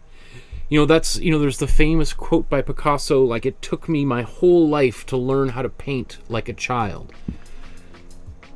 I mean, if you really think of it, and especially those of you that have been painting for a while, I think you probably understand a little bit what that's like. You know, a child just like, I'm going to paint like kind of quite wild. And then we have teachers in school who are like, no, that's too sloppy. Learn to paint inside the lines. And then people get more and more careful. And then eventually, most kids just get turned off of art altogether. Like, ugh, I can't stand it. It's so, like, everyone's telling me what to do. And it's so rigid. I just want to paint. And then part of my job as a teacher, like I was telling my students the other day in school, like I feel like most of the time when I'm teaching people, I'm just giving people permission to do what they really want to do. Like my students, they're working on a project right now, and my students keep on coming up to me like, is it okay if instead of doing this, if I paint this red, would that, and I'm like, of course it's okay if you paint red instead of purple, and that, like, I mean, it's almost absurd that somebody would be like, is it okay if I change the color? Is it okay if I make this a little bit bigger? Or, like, of course. Yeah, why not?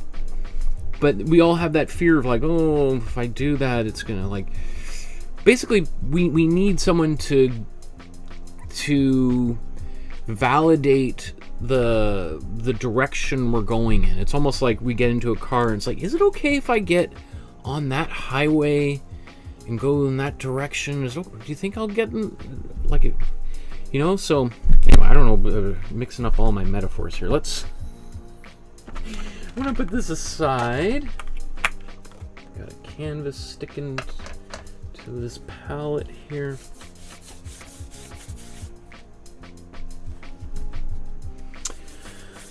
Okay, let's transition mentally back to this one here and think about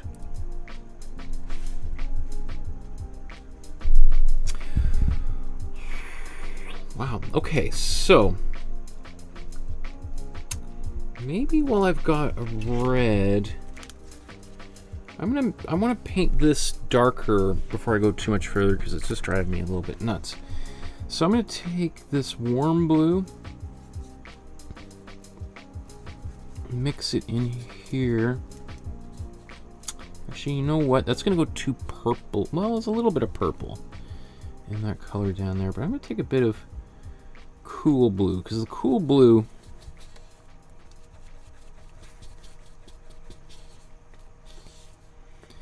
is going to pull this color towards the neutral core a little bit.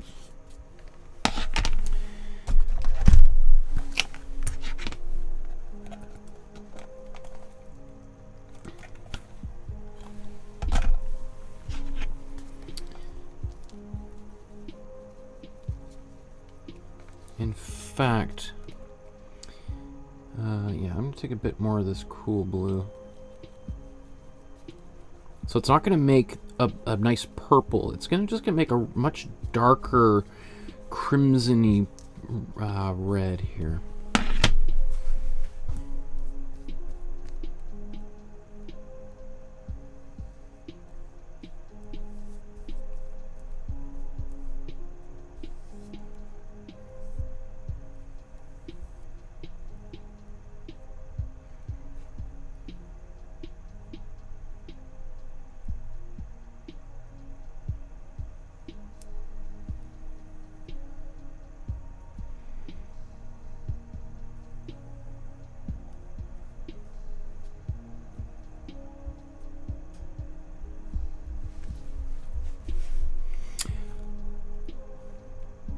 funny, on the camera it looks far different than it does in person, so, but I'm happy with the way that looks. It actually takes, I think it works much better with the other colors that are in here. That warm red is just, it's sort of like the odd one out here in this painting.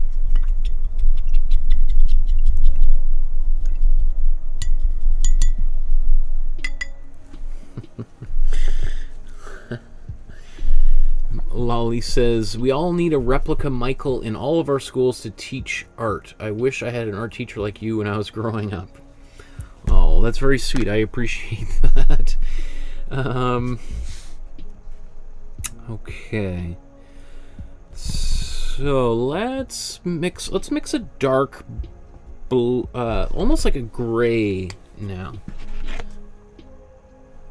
Let's do this right here. Basically, I'm going to mix like my darkest color, but I'll make it cold blue dominant. So let's get a bigger brush. So if we were to make a gray, what we would do is we would take our cool blue, and I've just moved it over here because I'm out of space. So I would take my cool blue, warm red, because they're across the color wheel from one another, or almost across the color wheel, and then I'm going to mix some cool yellow into this mixture in order to, because that color would sort of exist somewhere around here. By adding the yellow into it, it pulls this color up into the neutral core here.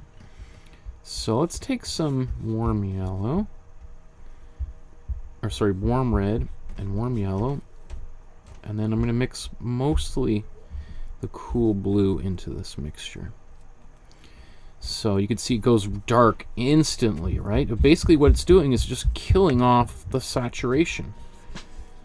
Now, you can see I'm using a lot more cool blue because for these flowers, I don't want it to be black and I don't want it to be gray. I want it to be kind of like just a really, really dark, cool blue. So if I wanted it to be more of a black or gray, if I want it to be like basically black, I would just mix a little bit more cool yellow and warm red. And if I want it to be gray, I just put some white into it. So this is perfect. This is the color that I want. I'm just gonna try to get some of this paint off. And I'll probably use my brush here. Instead of just wiping this off, I can just hold this above my painting and use that. Excuse me. So let's start zooming in here, and I think we'll start in the top left corner and work our way. We'll probably be doing a little bit of lighter colors later on here.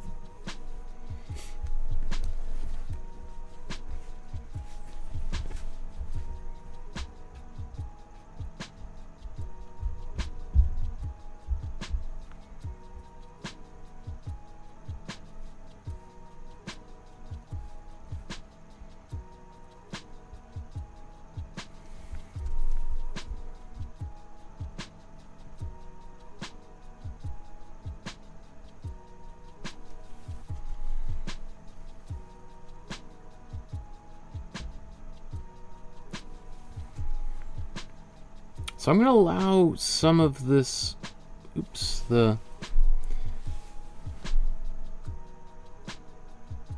blue that I put down there originally. I want that to come through. My goal is not to cover it up or hide it. It's important. I put it there for a reason.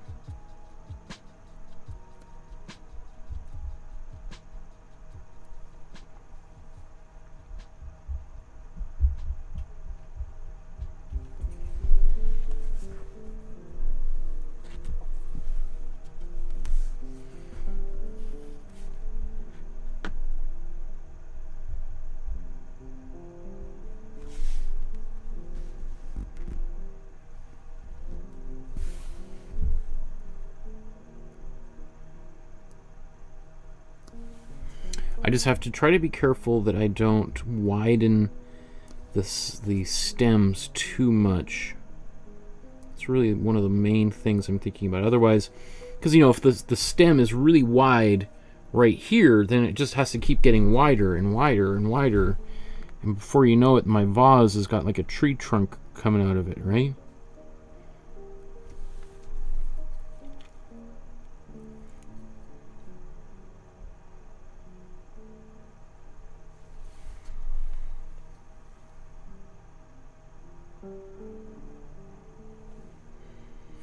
So can you see how he's painted this dark line right through here, and we see the lighter color on the outside edges?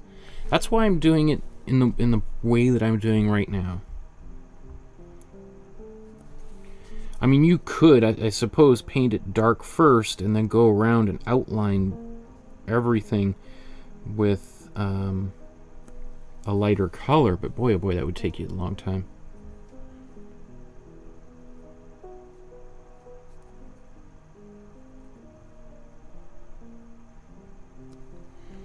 And like I think, you know, I'm just gonna leave a little bit like that. All right, my goal is not to hide it all. It's just to start kind of going back over and darkening a bit of this.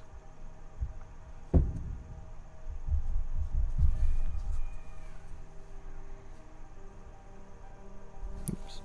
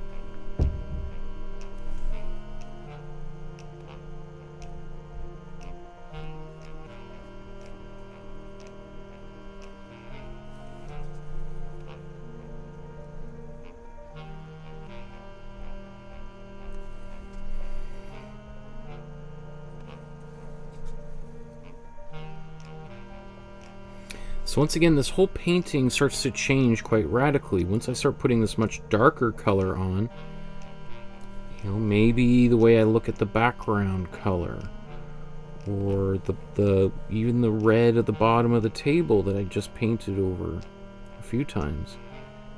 It's entirely possible that I could look at it and go like, oh, maybe a warm red was actually appropriate there. So, and again, that might feel like, ugh, I just did all this work and now I'm gonna have to change it. Ugh. And that could feel really disappointing. Personally, I wouldn't see it that way. I would see more of just like, oh, that's really interesting. That's interesting how everything just changed with that color. And now I've got to also change it to accommodate that. Isn't that cool? Right? That's like really surprising. That's super interesting. So I really do think, like, when it comes to art and making mistakes, so-called mistakes, there's really, I really don't know what that even means. You know, I understand when people say that, but it's funny, like, when people in my classes, they'll be like, oh, how do I fix this mistake? And I always like, oh, like, what mistake? You mean that really cool thing you just did, you know, by accident? Are you sure it's a mistake? Are you absolutely sure that it's a mistake and not, you know, a gold mine that you just stumbled upon?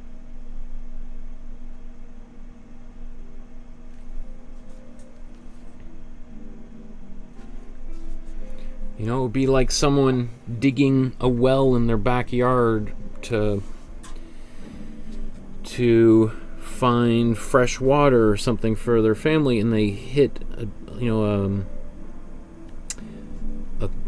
big deposit of silver or gas or something, and yeah, maybe it's really disappointing because you don't have the fresh water you were hoping to find, but and so you could look at it as a colossal failure and super frustrating, or you could look at it as like, wow, I'm all of a sudden a millionaire.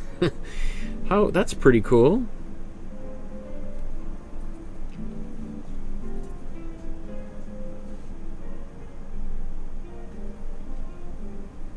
I do think maybe I need to make this bigger.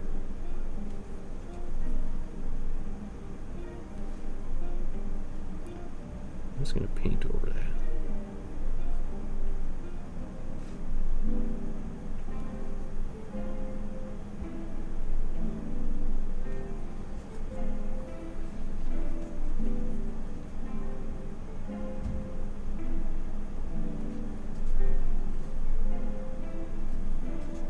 You see, and even just leaving some areas slightly, I don't have to make it super opaque. I like a little bit of that dry brush quality here.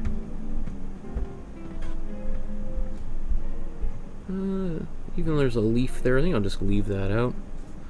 I'm going to leave the leaf out. Leaf it out.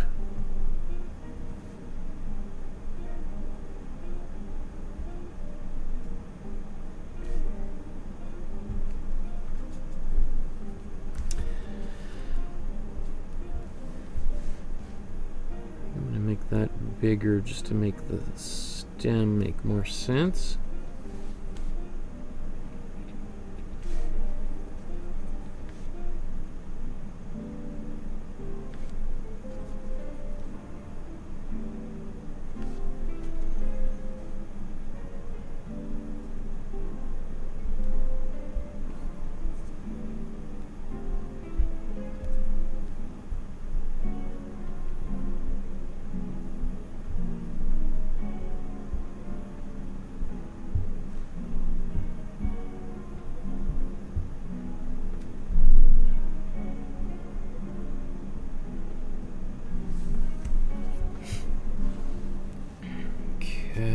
Let's keep on going. We're doing so good here.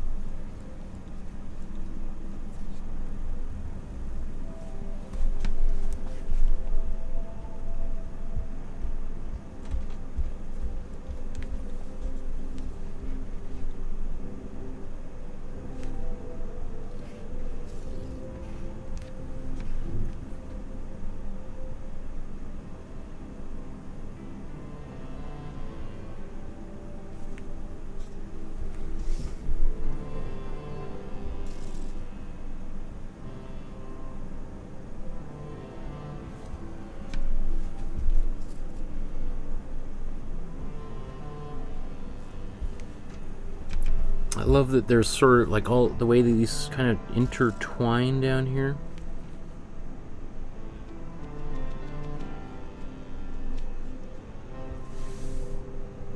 Cool.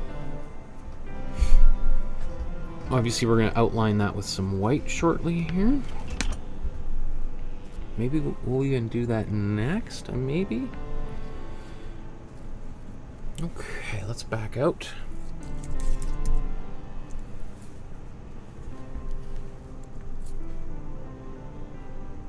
Right, so again, it's gone through another kind of transformation.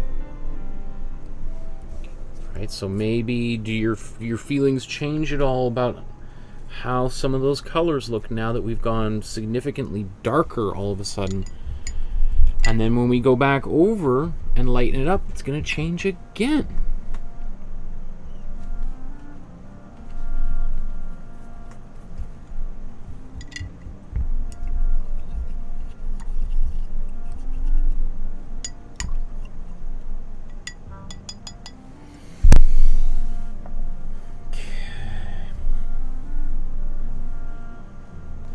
I like these a lot. I like this painting a lot. Both of these, the one with the cat too that I just see off camera here, that's kind of begun. That one will go relatively quickly once we, I mean, depending on how much, I could see myself spending a while glazing little things here and there, but, okay, I think I'm going to blow dry that really quickly just so that I can paint more on top of it. So let's do that.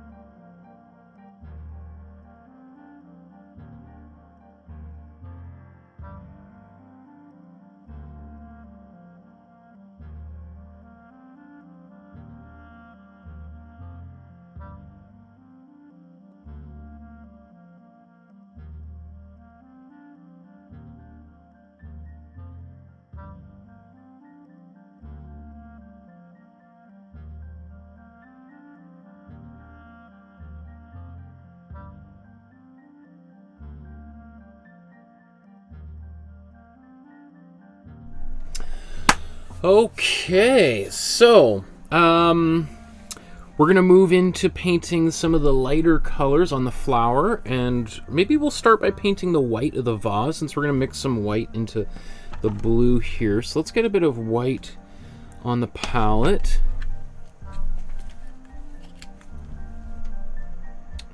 Where should we put that? I'm just looking for a space that's got, space on my palette that's not covered in paint. I'd also, I like having a palette that is not too big, not too small. Like, I've got obviously some smaller ones you've seen me use a number of times, but I do think there's something nice about trying to do the whole painting on, look at this. How on earth did I even make that happen? That's okay. Let's see, let's clean that. I think there's some value in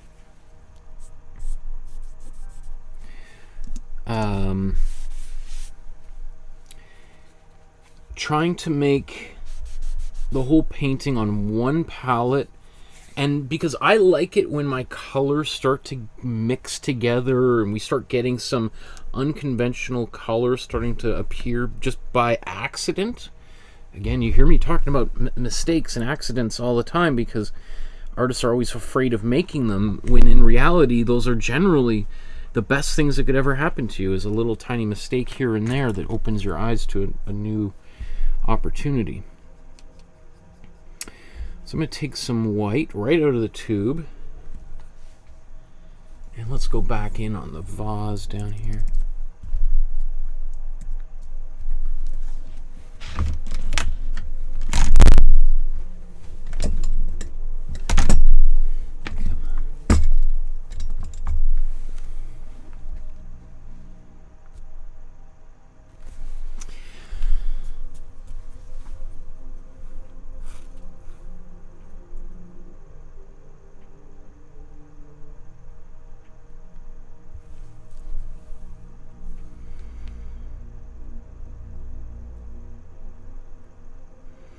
I'm suspecting it's possible that I might have to do I'll probably have to do another coat of this white. So I'm not going to obsess about trying to do it all in one pass here. Also just going to rotate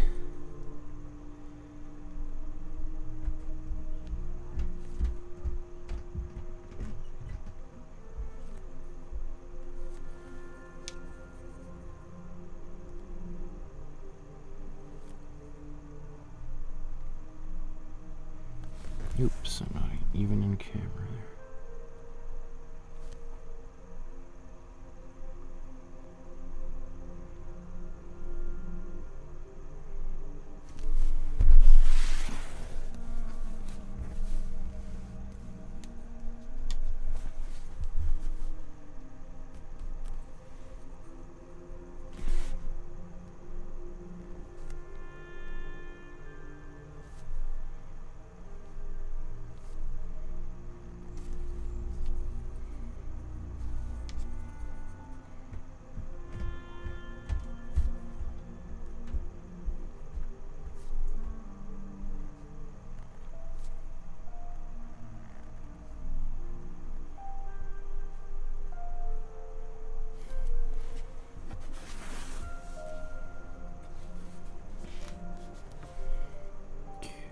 Let's get the bottom of this vase.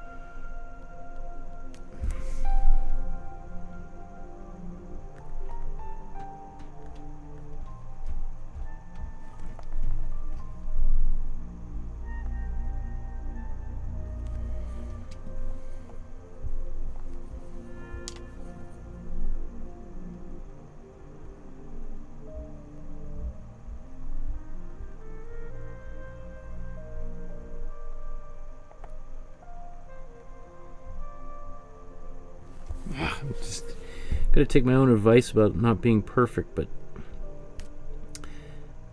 it's always the edges of a curve like this. We don't want them to be. Let me see.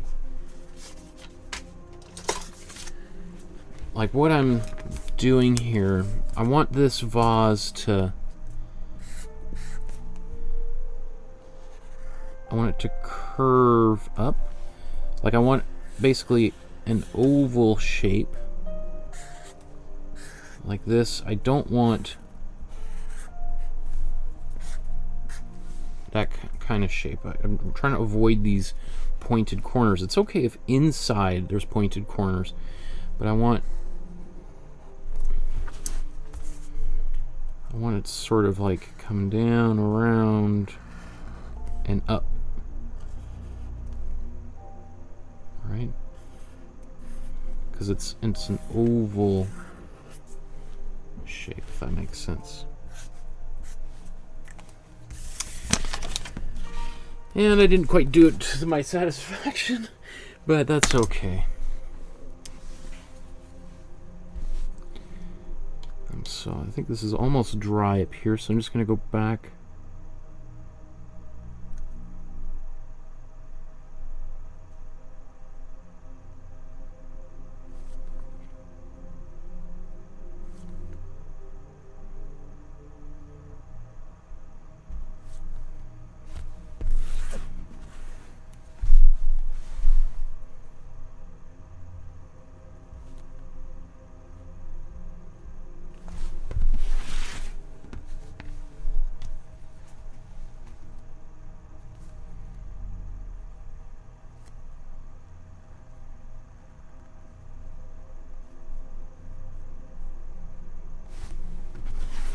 May even need another little coat there, but let's also back out. I want to put a white line down here, but I'm going to go in and mix in a bit of this color I had before, just so that it doesn't compete with the foreground color. Just a slightly different version. I think there's a bit of glazing fluid in there to make it a little bit more transparent as well.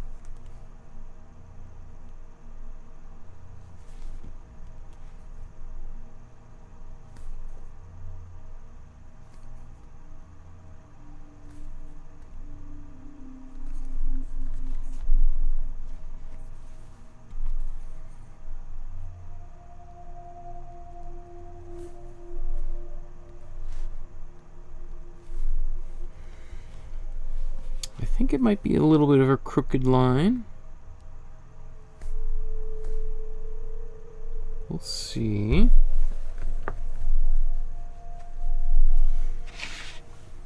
Take a bit of this leftover color from before. I don't mind that being there, just it might have been better with that little bit of red popping up there. I think I'll touch that up. So let's just see how that looks. That there.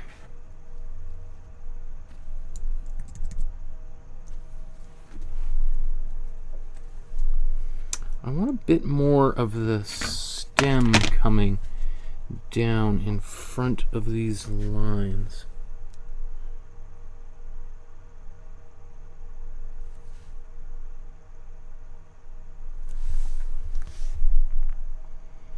Because that's the back of the vase. So just a little detail like that just reminds us that that back circle is in behind these shapes. Tiny little detail. You can see he did it. Obviously he could see that being important. So okay, now let's go up here and mix some of those colors. So just gonna move that out of the way for a moment.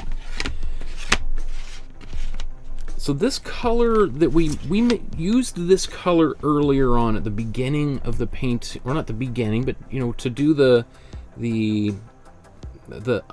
initial layer of the flowers using this color. I think we could use this color again. Yeah, I think we'll see. Well, I think we could use it again. I'm just thinking about maybe modifying it a little bit so that just to complicate things in just a small way, potentially making it a little bit darker, maybe taking some of this color, mixing it into this so that it's and then potentially also lightening it up. Like, so for instance, in these areas, obviously it's almost like the same color as the background mixed into the darker or into a lighter color. So that's a pretty clear area where it's going to be lighter. But in here, I don't think I want it to be quite so, you know, some of these. So let's just think about how I'm going to do that. Because you can see there's some yellow in the white in here.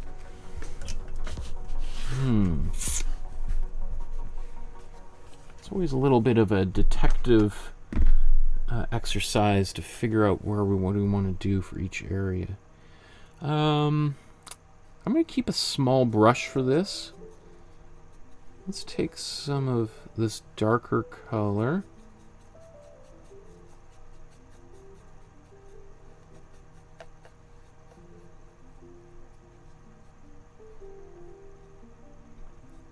So it's going to be just a little bit different.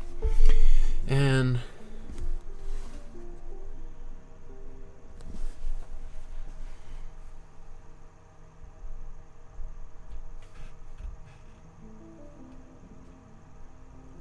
there's going to be a few areas I'm going to have to go back over and lighten up.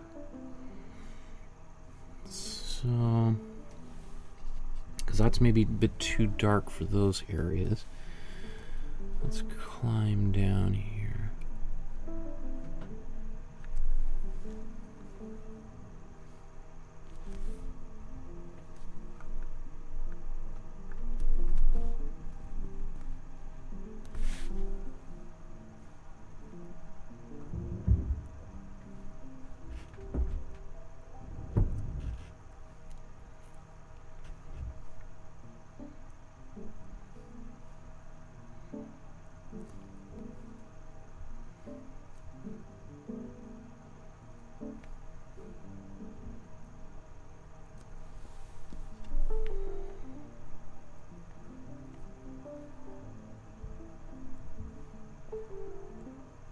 Now my painting is smaller than his, so I'm not going to go into all the details here. See how so now like different colors as I'm going back into my palette and pulling some Some are going to be a little bit brighter and darker. So this is where I am here.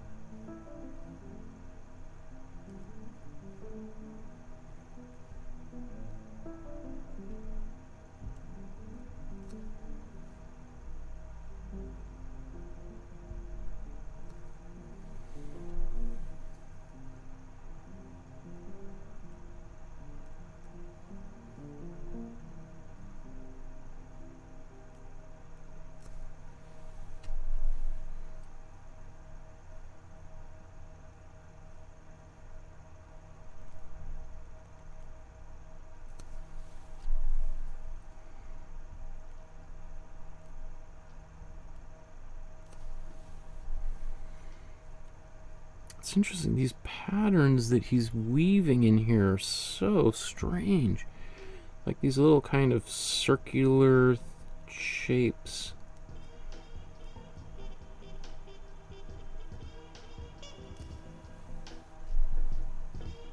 I think you want to just have fun when you're doing this part of the painting.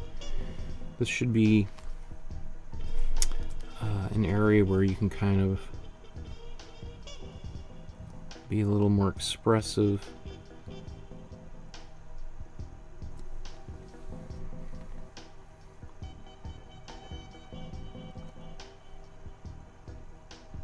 I mean, I don't know the first thing about any plants, so I have no idea how closely these leaves actually resemble a true chrysanthemum plant. This is where we are here.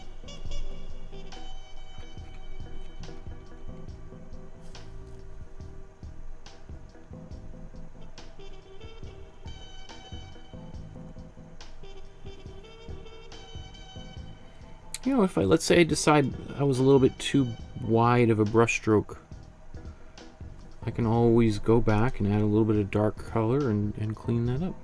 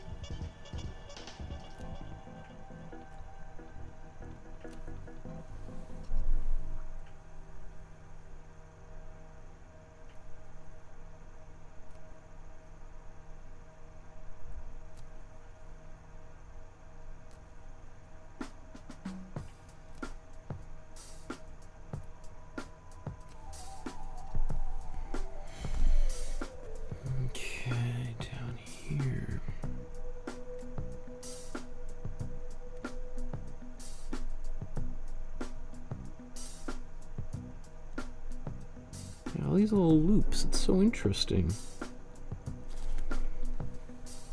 It's funny, like, just, you know, it doesn't, in almost every case, I don't really look at these paintings so closely until I'm actually painting them. And then you're like, oh, that's a really interesting decision there. Huh. I certainly would not, like, my instinct would be to do sort of a little bit more of a, I don't know how you would describe it, just like little,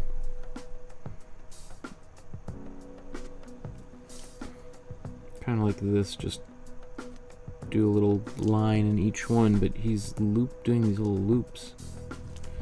So as I said, maybe I'd take my dark color,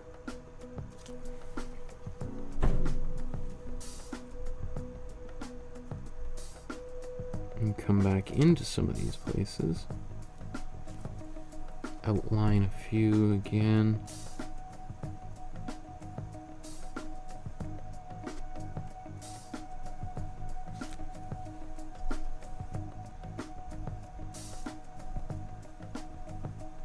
almost like what we were doing with the background, except doing this with the darker color.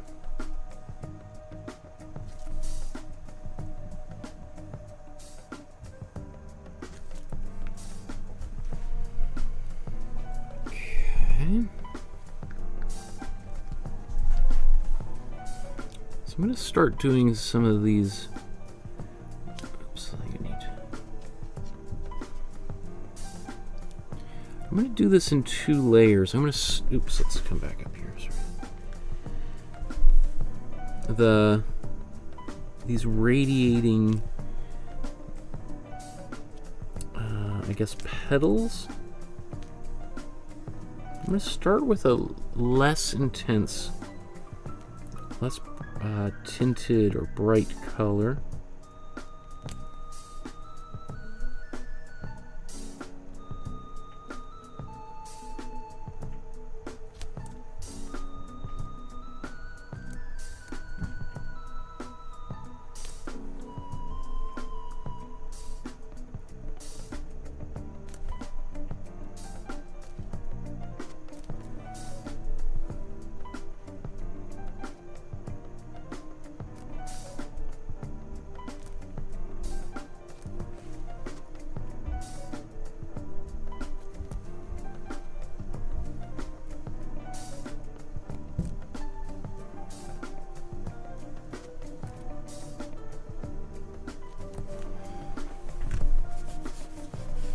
You know, if I feel like, oops, I shouldn't have gone all the way around there.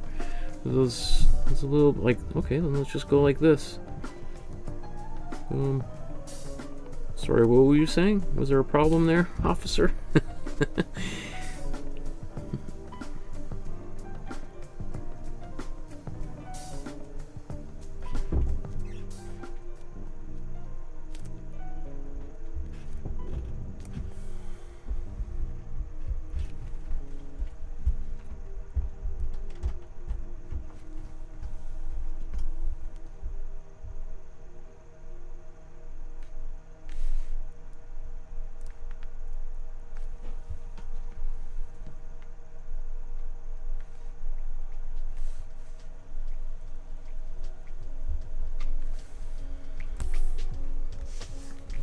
Okay, so I'm going to wait for that. While that's drying, I'm going to come and do the other one. Well, I guess there's a few more of these around here, isn't there?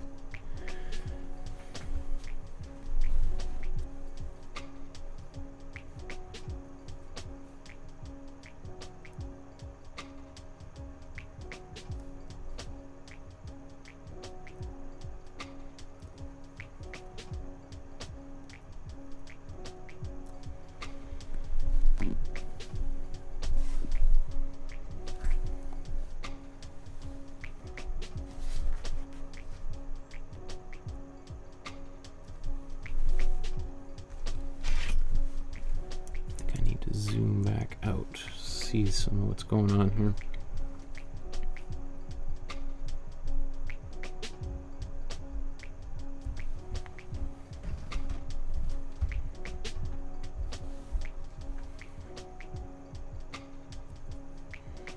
So by using a little bit of a lighter, or not quite as light of a color as I ultimately want to go to, I can sort of establish where things need to be. It gives a little bit more dynamic because now there's going to be multiple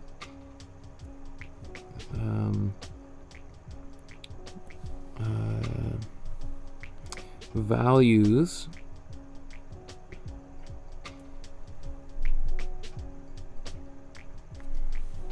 Let's see.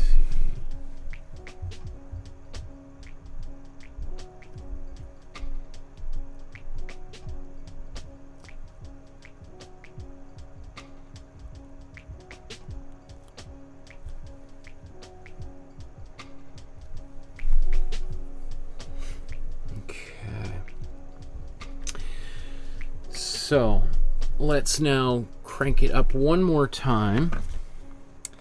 Let's take cool yellow, mix this into here to our color. I mean, basically this has always been just cool blue, cool yellow, and some white. I did put a little bit of warm red in there at one point. So I'm adding just that cool yellow in there. It's just going to give slightly different kind of quality to everything that's on there already.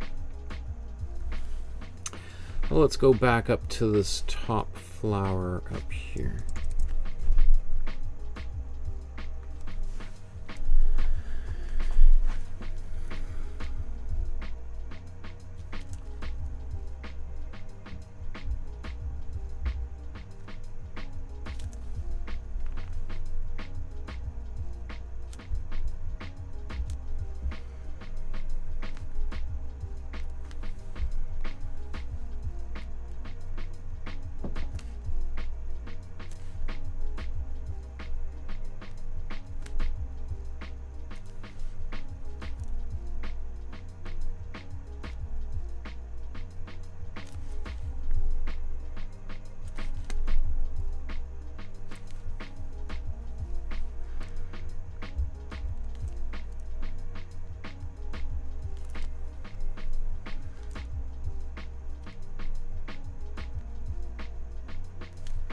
Like, I mean, you know, when I see a painting like this, I just think these are such amazing paintings that if I was a museum curator at one of the major museums in the Western world, I'd be snapping up all of this great Chinese, Japanese, Vietnamese art. Because first of all, they're dirt cheap. It's the same sort of thing with like Canadian art, like. And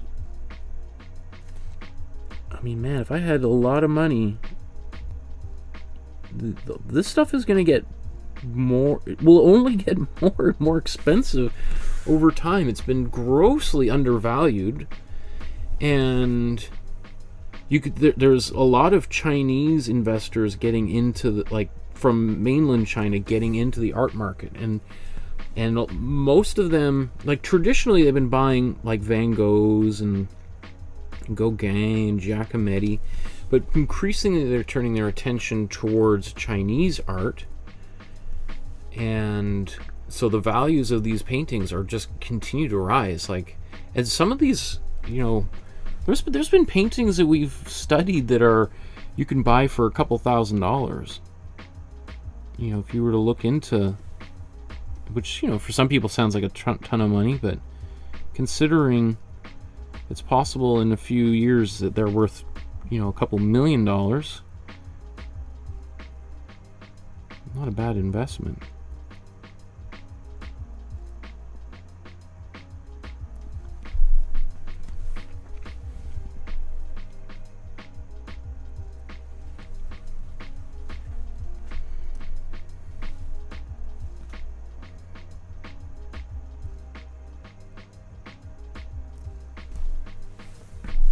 I don't like the way that looks, so let's just kind of wipe it away.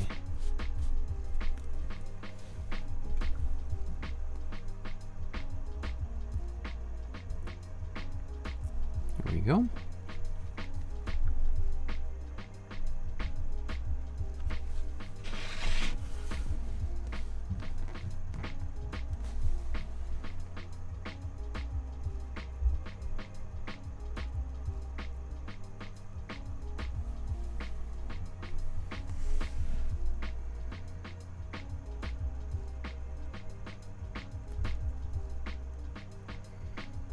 One of the neat things that happens with this particular kind of effect that we're doing, by layering lighter colors in a kind of successive layers like this, is it gives the colors like this almost kind of glowing quality, where they seem to kind of glow from within. It's kind of a lot of like psychedelic art from the 1960s was done in a similar sort of way, with extreme contrasts of colors like this. Okay. I think I might also do a little bit of this just in some of the flowers. Just so I've got my mixture here. I'm gonna take just mix it in so it's not quite as intensely bright, but just take it and just kind of go. I'm just sort of doing it randomly. I'm not looking at the original right now. Just thinking, okay, let's just put a bit of these little pops in and around.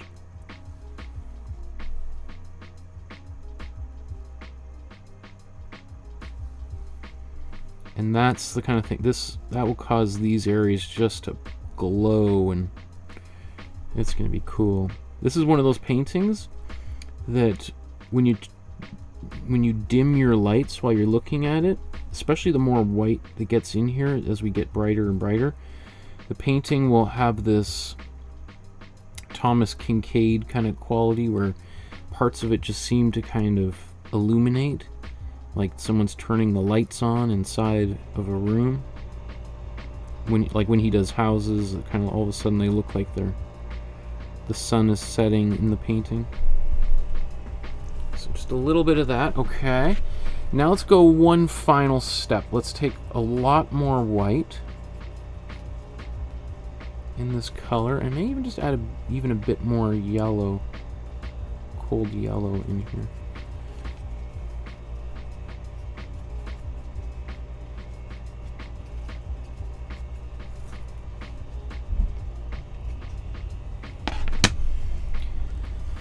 We'll come back up to the top here.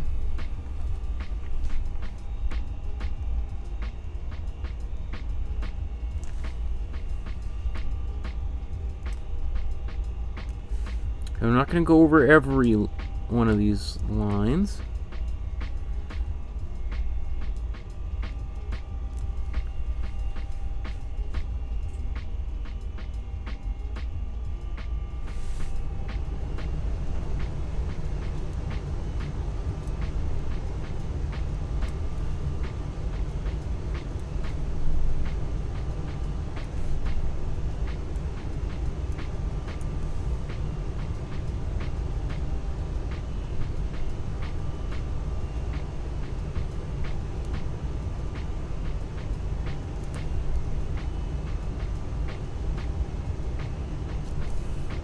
Wow, that's cool. It's starting to really glow.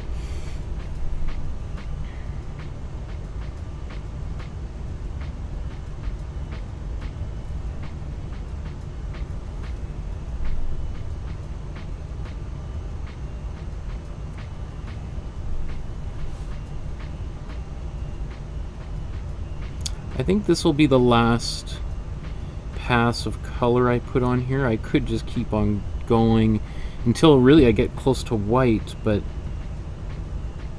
I'm pretty satisfied with the look. Like, I think I'm moments away from finishing this painting and then moving on to the cat painting. And as sometimes happens, I look at the you know, if I do two paintings in one session, sometimes by the time I finish the second one, I have a few things I want to add to the other one. But for now, I'm just going to darken that inside just a little bit here.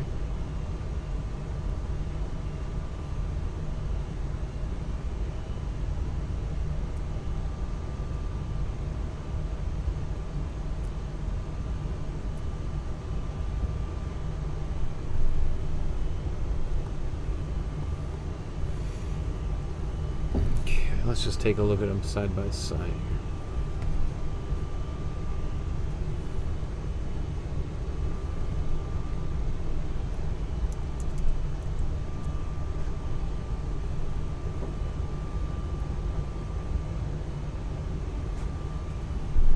It's interesting, when I look at it, I see a few of these reds really stick out a little bit. I'm just going to come in here.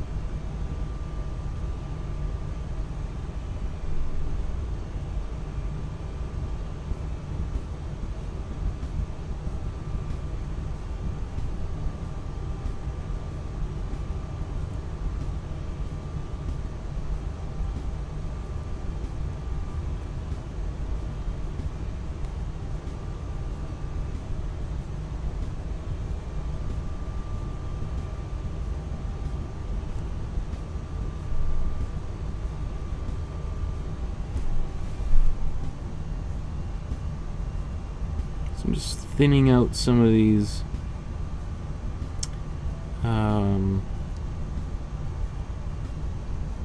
the stems where I felt like it was a little bit thick.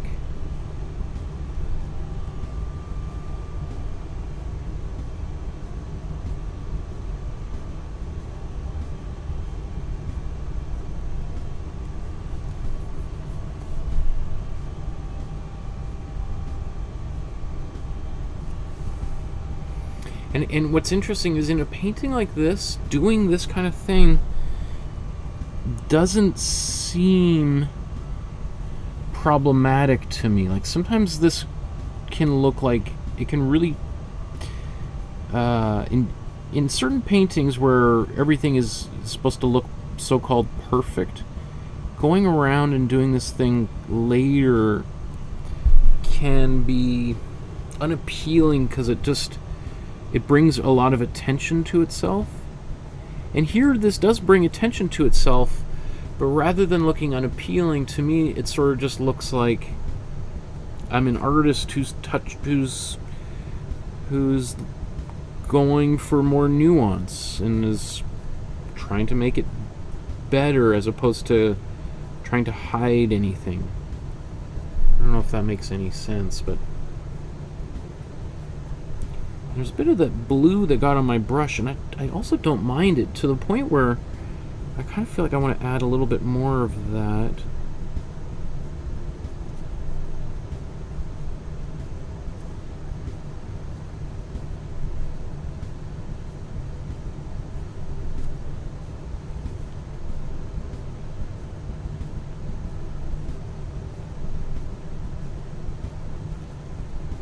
Okay, I don't want to get, I'm just going to be fiddling forever. I think I'll leave that for right now, and we'll just finish the other one, and then we'll see how we feel. Because I'm pretty happy with the way that looks at this particular juncture in time.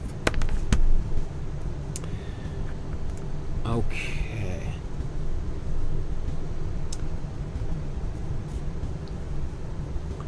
So really, I mean, I could finish this painting in about 10 minutes and we could be done. So I think what I'm going to do is do that, like as if I'm trying to finish the painting really quickly. And then if I want to do any glazing to kind of get, you know, let's say some of the grays here, a little bit of the white here, because it's almost like a bit of a sponge effect happening here.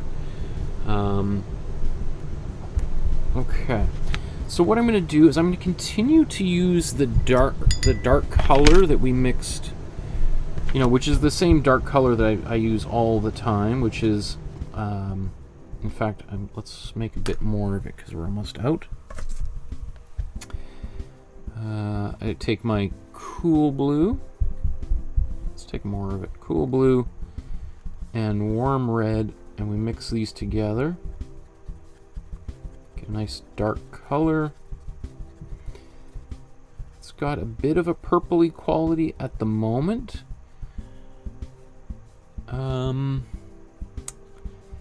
If I want to make it really black, I'd take some of the cool yellow, but you know what? There's a bit of a purpley navy quality to this that I see in the original. So instead of adding cool yellow to this, I'm going to keep this color just like this. I think there was a little bit of cool yellow in there earlier, so I'm just going to keep it, you know, there's very little of it left at this point, but okay.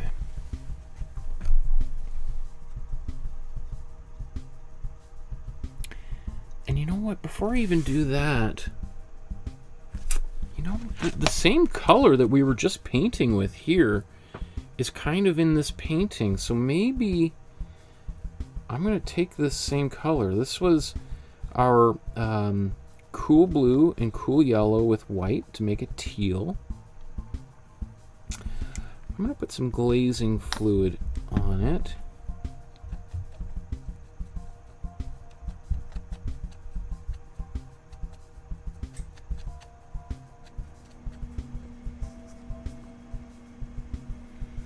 Because, you know, it's almost like he's doing the opposite of what we just did with the flowers with a very similar color. oddly coincidentally enough. So let's dive right in. Let's go right to this.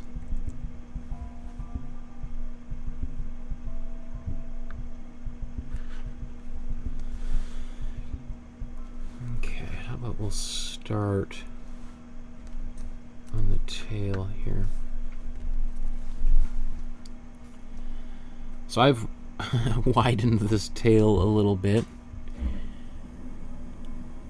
You know what? Okay, so as I look at it, what I see that he's done is he painted dark blue lines first, and then he painted over it, I think, with the yellow, or the brownish yellow, which caused it to smudge and go a little bit green. And then afterwards he painted these dark lines on top. So the more and more I look at it, the more and more I see, but I'm going to just do this with this teal color and sort of simulate a little bit.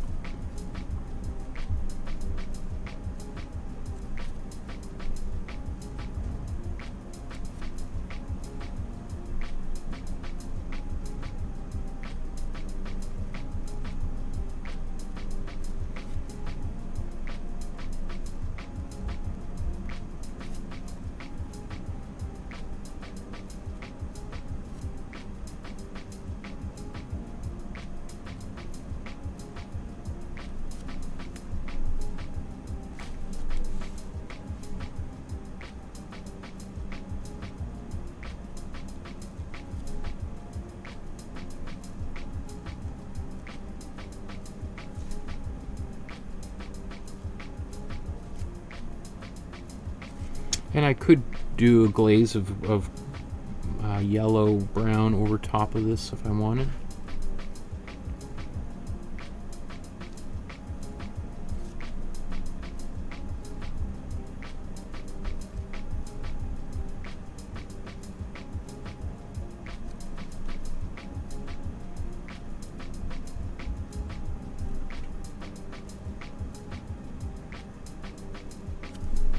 How did I draw that?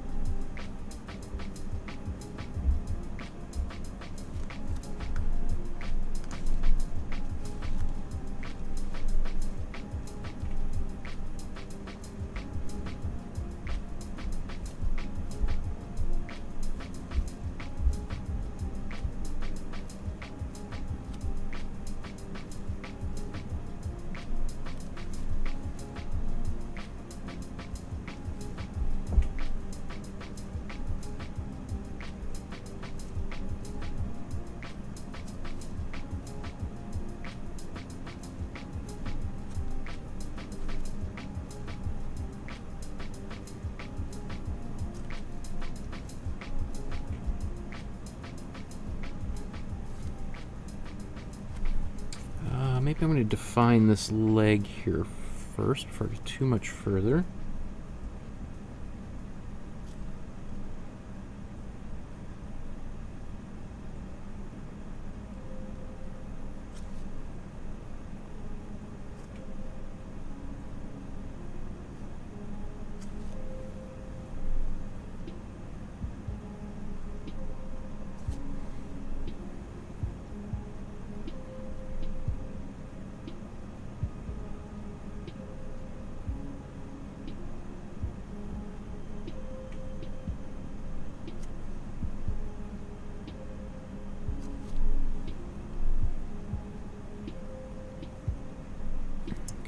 Okay.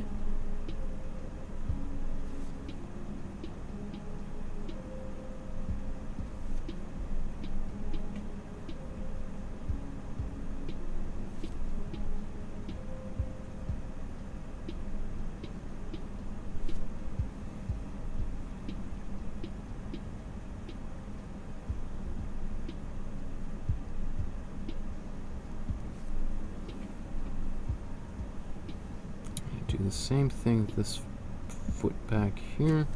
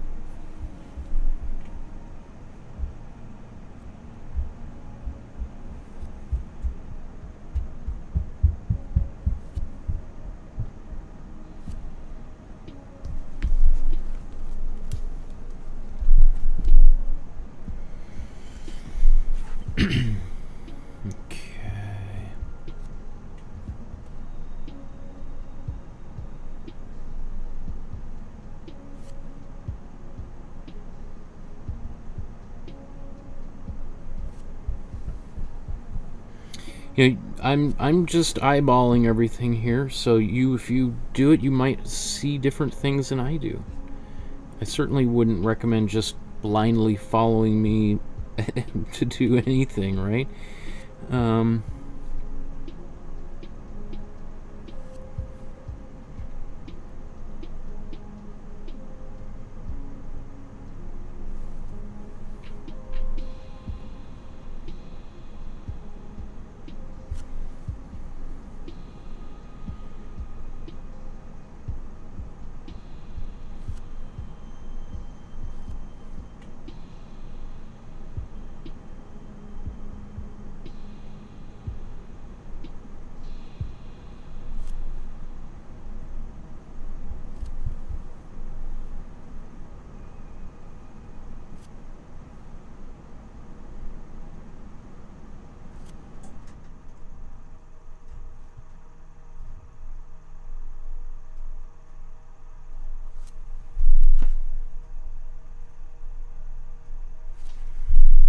Okay.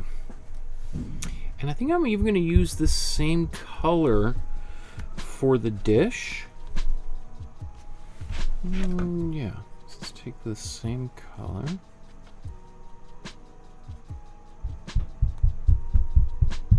Maybe I'm going to glaze a little bit with it just to make it a little bit thinner, slightly more transparent, and a little easier to paint with. Get a bit of that darker color in there as well.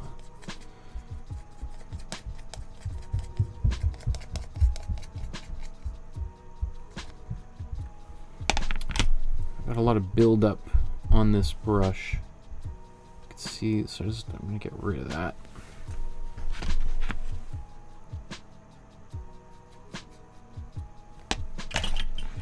Okay.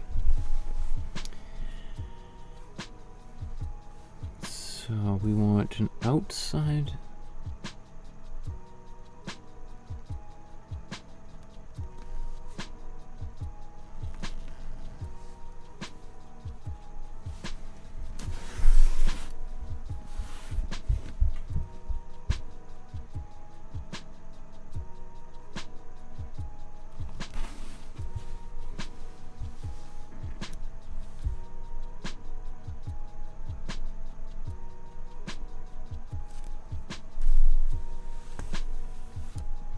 So I'm turning the canvas so that it meets the optimal kind of wrist movement here for me.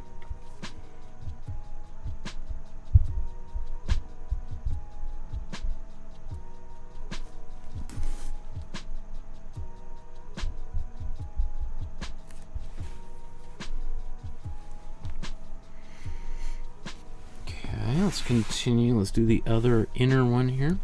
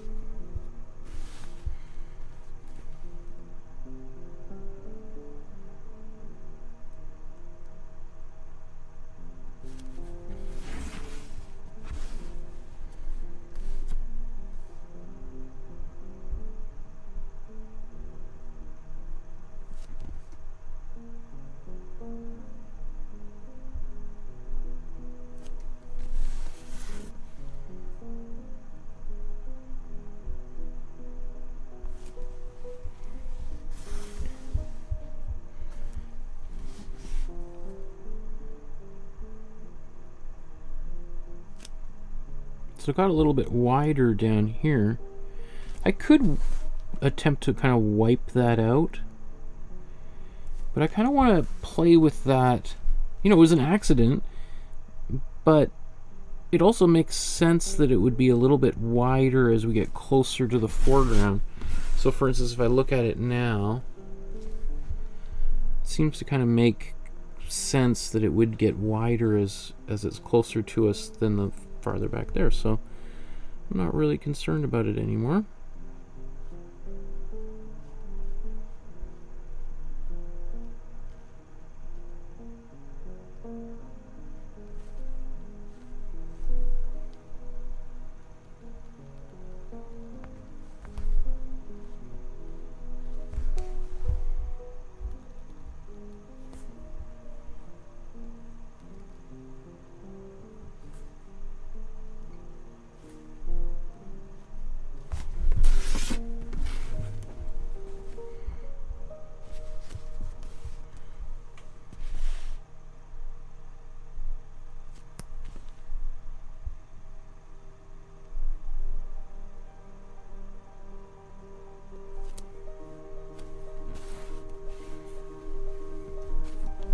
It's so much easier to do these arcs in this position than trying to do it upside down, because it just goes against the natural movement of the body, right? I honestly haven't looked at the original here in a while, so I'm just like, okay, I think I'm okay. I think sometimes when you're doing something like this, it's just like, just don't worry about how close it gets to the original. Do your own thing. Okay, let's zoom out and take a look at how that looks.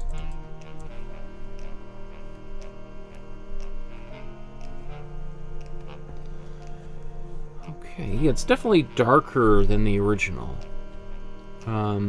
It's funny, this has got a bit of an Andy Warhol quality. Like, if you've seen Andy Warhol's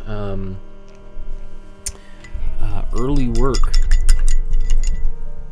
it reminds me a lot of that. Okay, so I'm going to blow dry that, and then I'm just going to put a little bit of dark areas and maybe a bit of white. I don't know. He used a bunch of white in there, but I don't... We'll see. We'll see if we want it or not. I don't know. I don't know what you think. I mean, I don't know what you think, because I don't know what you think, but you could certainly tell me what you think.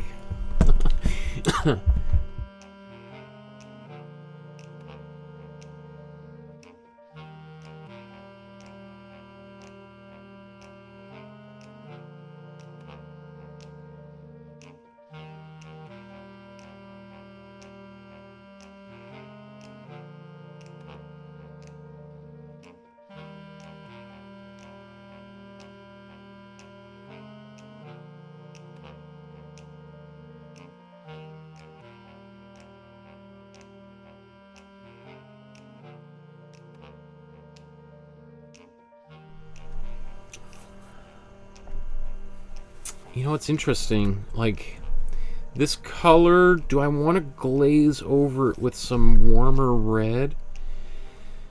Do I want to muddy some of this up? I'll probably do a little bit of glazing there, maybe with the dark color as I work with it here in a moment. So I'm going to take this dark color, but it is really dark. So I think I'm going to do a little bit of glazing with it, just so that I have a little bit more transparency.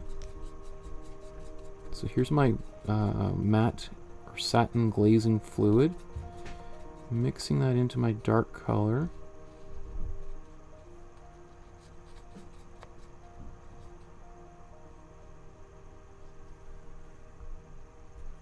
I don't know, we'll see. Maybe am I being too timid? I'm not sure. So, we never know until the paint is on the canvas.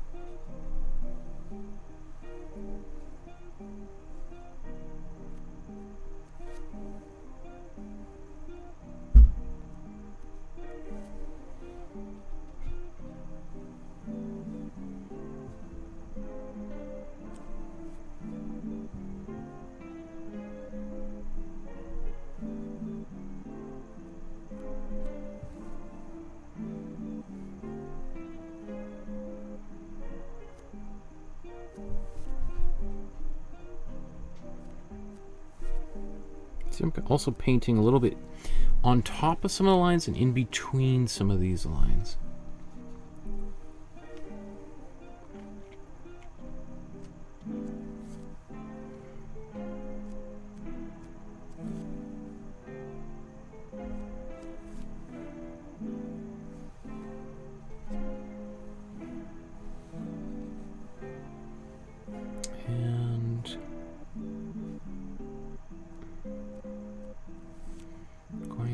Different directions in these lines.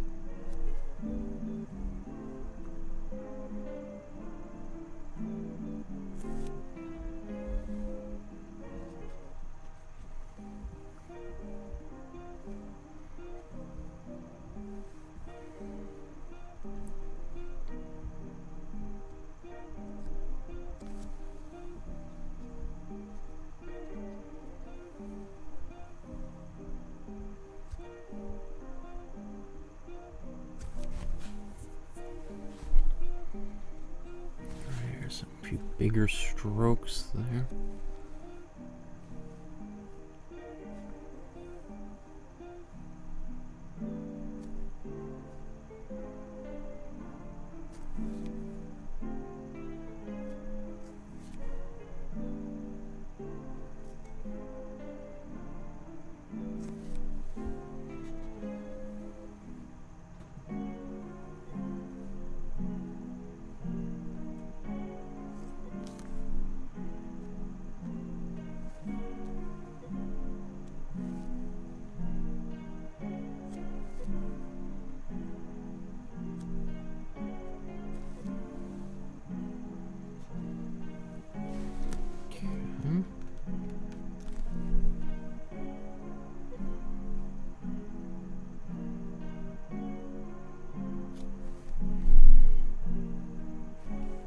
Yeah, I'm kind of, I'm doing my own thing where I feel like I want to do my own thing.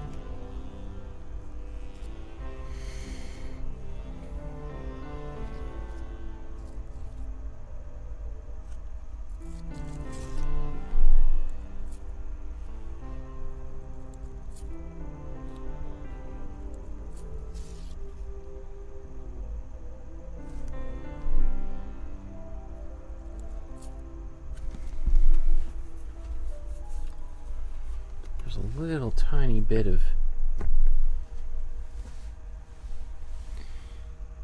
yellow, or sorry, pink. Oh, what happened there? Oh, that's weird. Oh, it's just my head in the. I'm like, oh no, did the power go?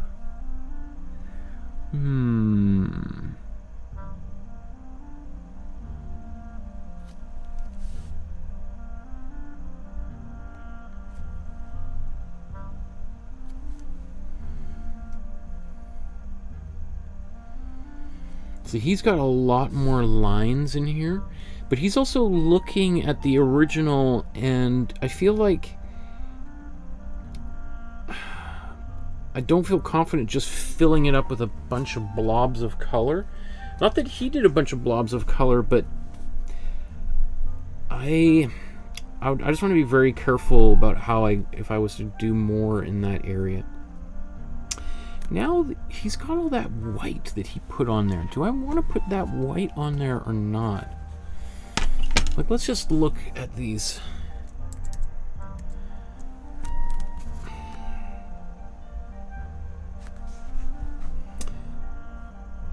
I'm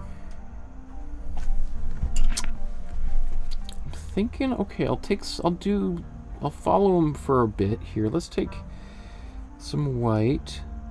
What was this is the color we made. So how about let's just take some cool yellow, or sorry, warm yellow and white.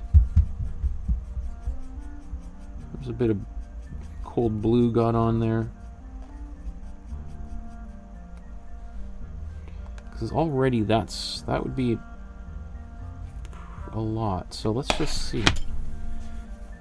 For me, this adding the white seems like the most, the part's like, oh, I don't know, oh, as opposed to anything else in this painting so far.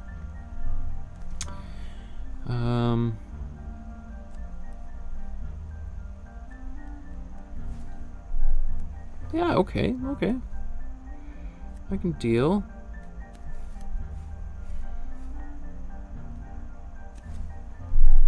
That does make a difference. That's okay. That's very interesting. Like,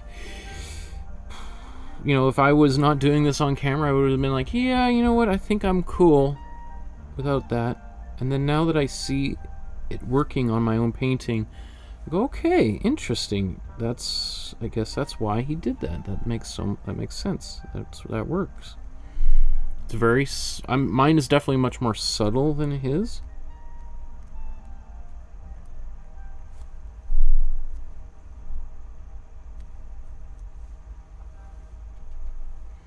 And I could go add it more on here.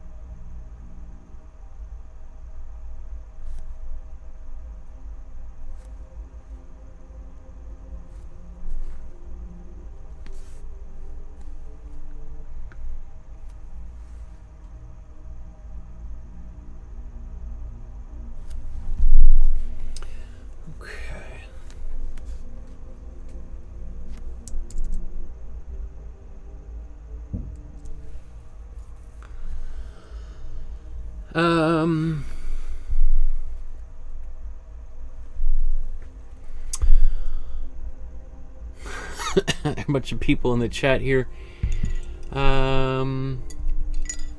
Paula says, animals usually have some white hair. Sometimes, yeah. Donna says, I have to say goodnight. I enjoyed watching, but after a month in the hospital, I'm a wimp and can't stay up past now. The fact that you're able to tune in at all, Donna, is amazing. It sounds like you're getting better and better every day. Olga says, woohoo, good to be here with you all. And Carol says, yes. Ace says, I did not know there will be 2 paintings. It is too late to sketch the cat. I'm joining them together. A surprise. Ooh, so you got the cat and the flowers together. Olga says, sorry I'm so late. I missed heaps of cool stuff by the looks of things. Michael is doing your own thing called Variations on a Theme.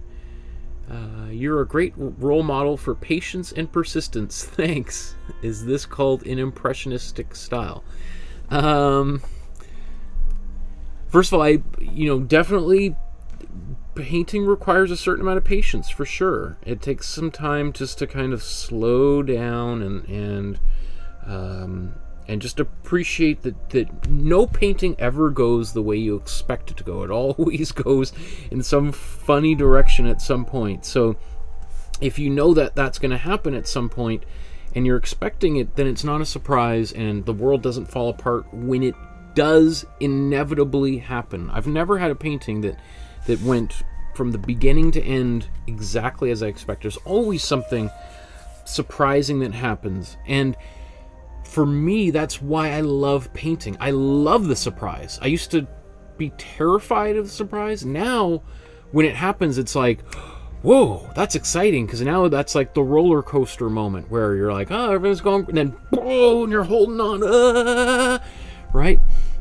I love that moment. That's really, really exciting, because then the creative parts of my brain have to kick into gear and figure it out, right? Maybe not everybody appreciates that. Maybe some people don't want that scary part, which is why you could just follow what I'm doing in these, and whenever I get to that scary part, you go, okay, well, just wait until he figures out how to solve this, and then I'll pick it up, right? Okay. Is this impressionistic style? I don't know if it's impressionistic style. This is definitely much more of like a traditional Chinese approach to painting, especially this cat here. Like, I mean, we've been painting this with acrylic. He did this in oil paint, his original version in oil paint. But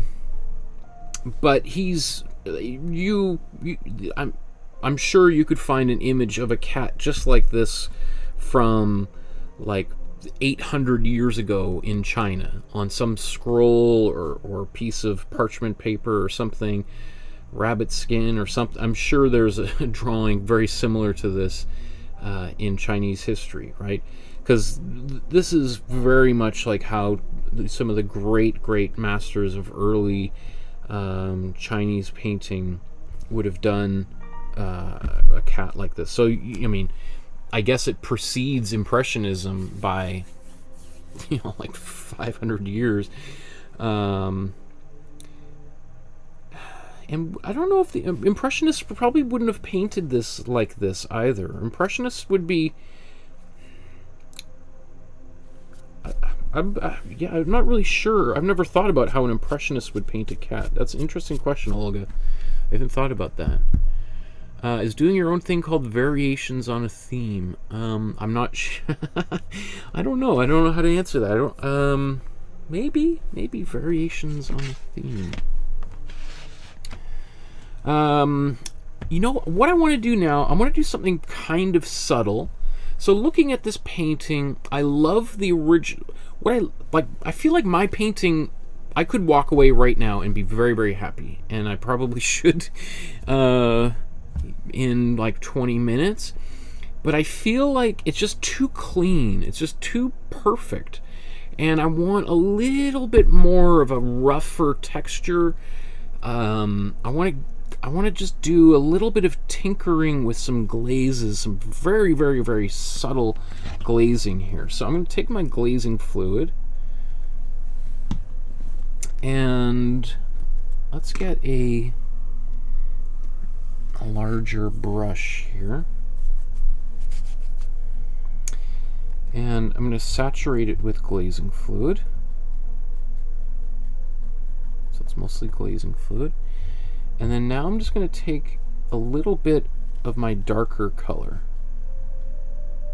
Just a tiny bit more. Oh, it was a little more than I was hoping. So let's dilute it with a little bit more glazing fluid.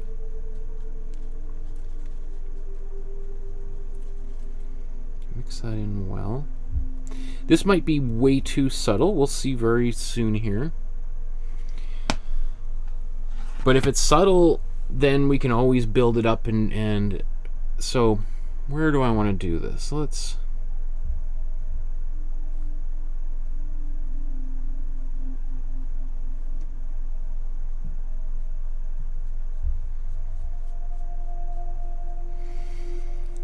That is very, very subtle. I don't even think it's coming across on camera at all.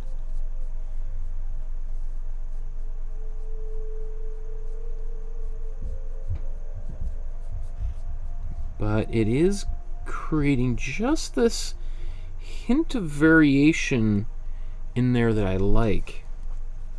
I'll do another pass here that gets a little bit darker, but I like this idea of just kind of going over a few places with a super subtle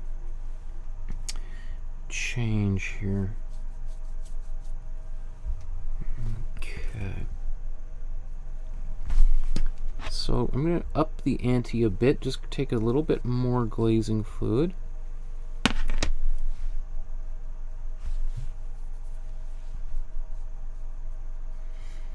Now that's, I think, a little bit more visible to you on camera.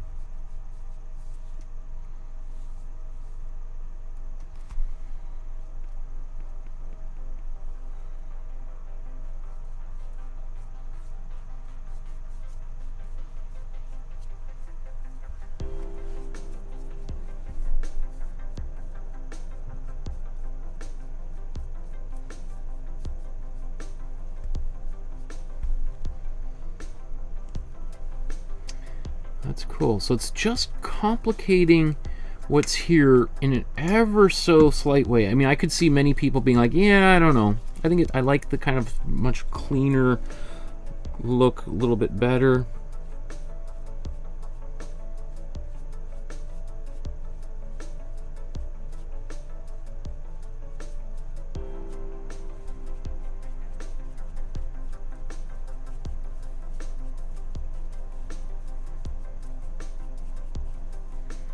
I mean, as far as I'm concerned, I'm just like, well, if I don't really like it, it would be very easy to repaint these solid colors, no problem.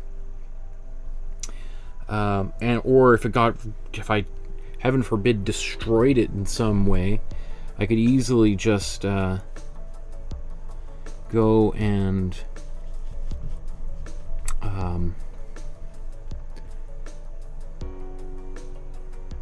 repaint part of it.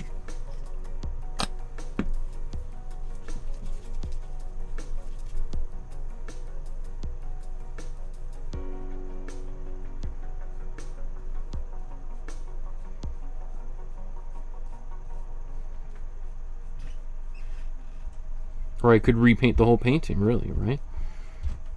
I mean, what, this is, you know, 3.5 hours, and I've done 2 paintings, and not bad.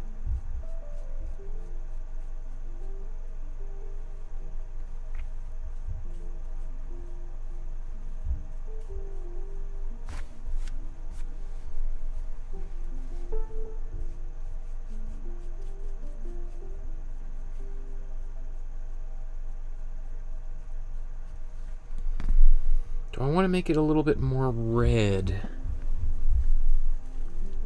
Like, it's so weird. Like, when I look at it on my computer over here, I think I'm pretty much bang on. When I look at the television screen in front of me, it looks much more cool pink than what I have here. So even though when I put these side by side up on camera, this one, this color, this pink color, looks radically different than here. I think I've actually nailed it in person. So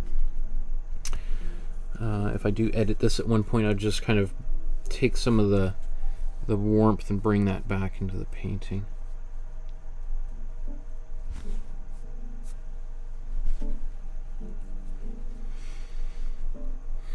I mean, I could continue doing this, but there's a nice, just subtle level. Maybe I do want to take a little bit of glazing fluid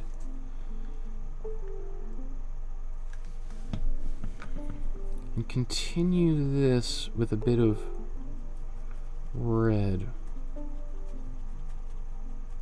Now that's going to be pretty intense, so I gotta significantly reduce that.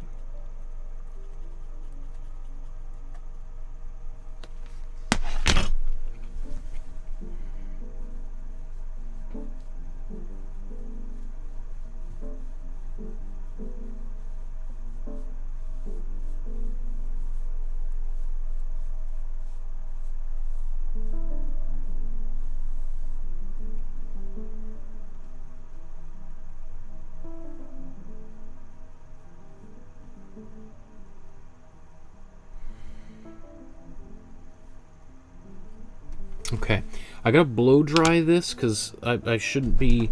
As soon as you start trying to paint glaze on top of glaze, nightmares happen. So let's.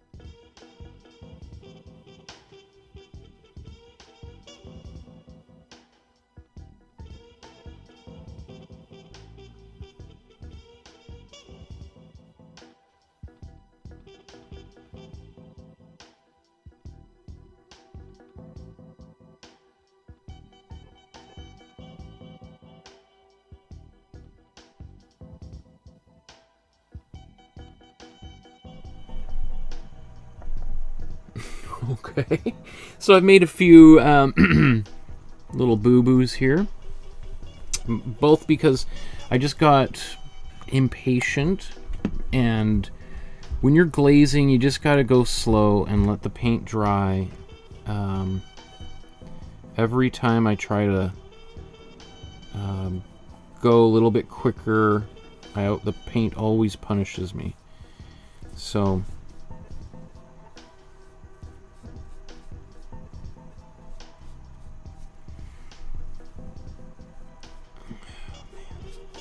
I gotta fix this little area under here.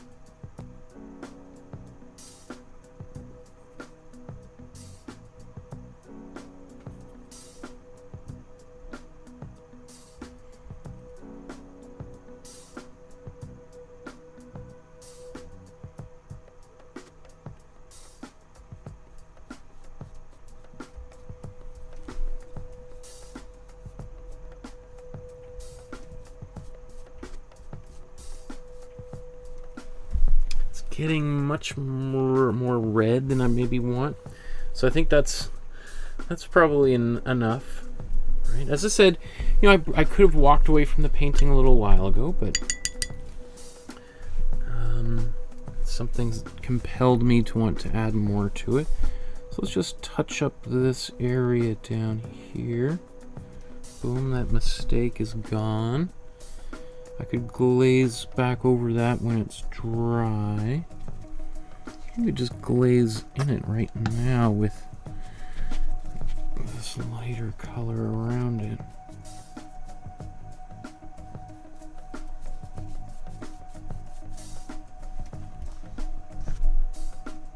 I mean, it's definitely, as I tinker with it like I'm doing right now, I'm getting actually closer to what he's got. Right, it was very, very simple, and now I'm kind of complicating it, and so I have a little bit more of those qualities that he had in his painting. I feel like I want something up here.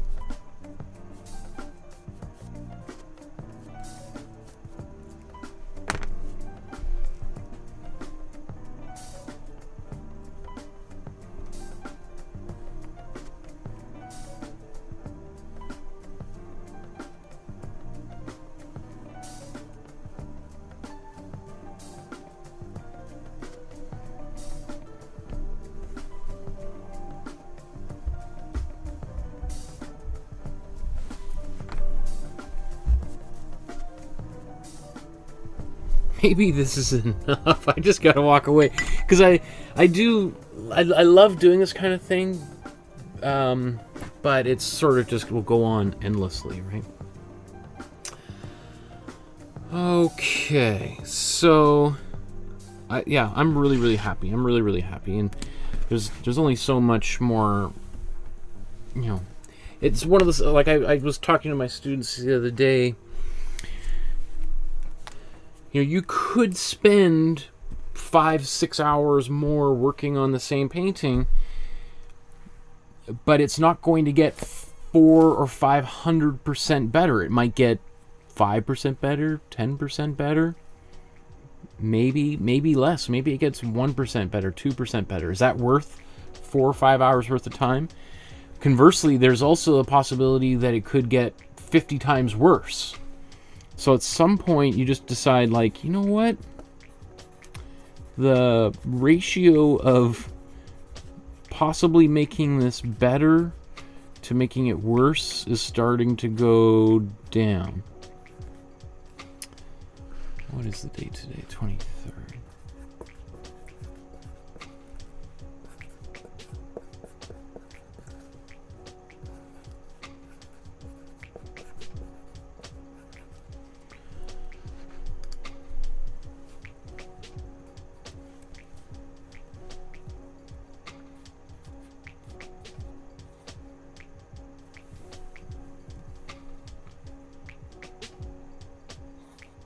Chrysanthemums is like the most complicated word to spell.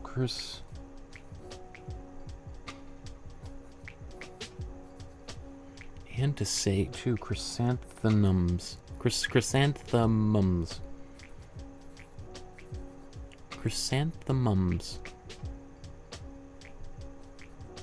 I guess if you practice it, it's okay. In a glass vase circa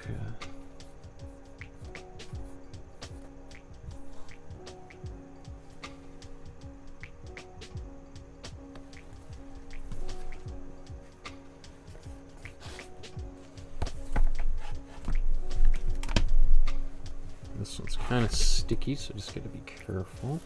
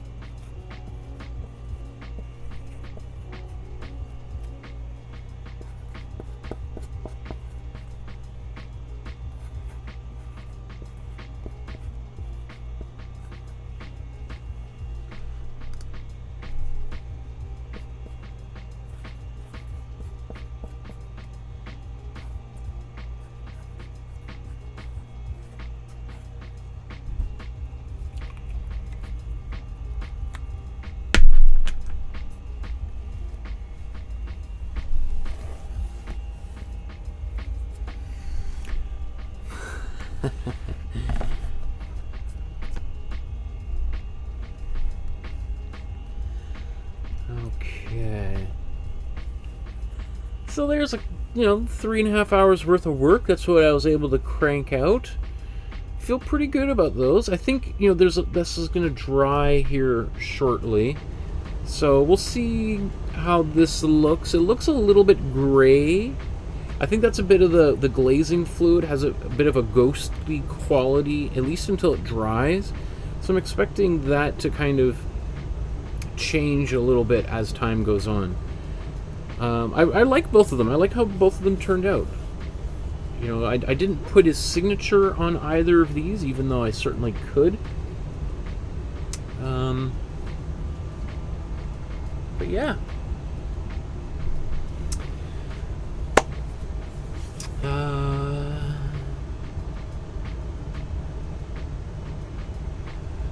Carol says, "Are you putting on the glazing fluid first, then adding the color?" Yeah. So that way I'm sure that I've got the glazing fluid well into the brush. That way I don't have a big glob of color that later on, while I'm glazing, just squeezes out of the bristles all the way onto the canvas. Olga says, "Thanks for sharing your expertise and talents with us. I appreciate You have so many marvelous works to enjoy and one day display as one. I have been talking to a few galleries, museum curators about doing an exhibition of all of these works, and there is some ideas that are percolating in the background here. Olga says, chrysanthemums are what you give to loved ones on Mother's Day because of the mum in the word. We'll do chrysanthemums for next year's Mother's Day. That's smart. I didn't even think of that. Carol says, beautiful, just beautiful. And Olga says, there's something endearing about Sangyu style. I like it more and more. Check him out. As I said, I wish he was way more well known because he made a lot of work that is not available in the Western world for us to see. There's maybe 50 works online.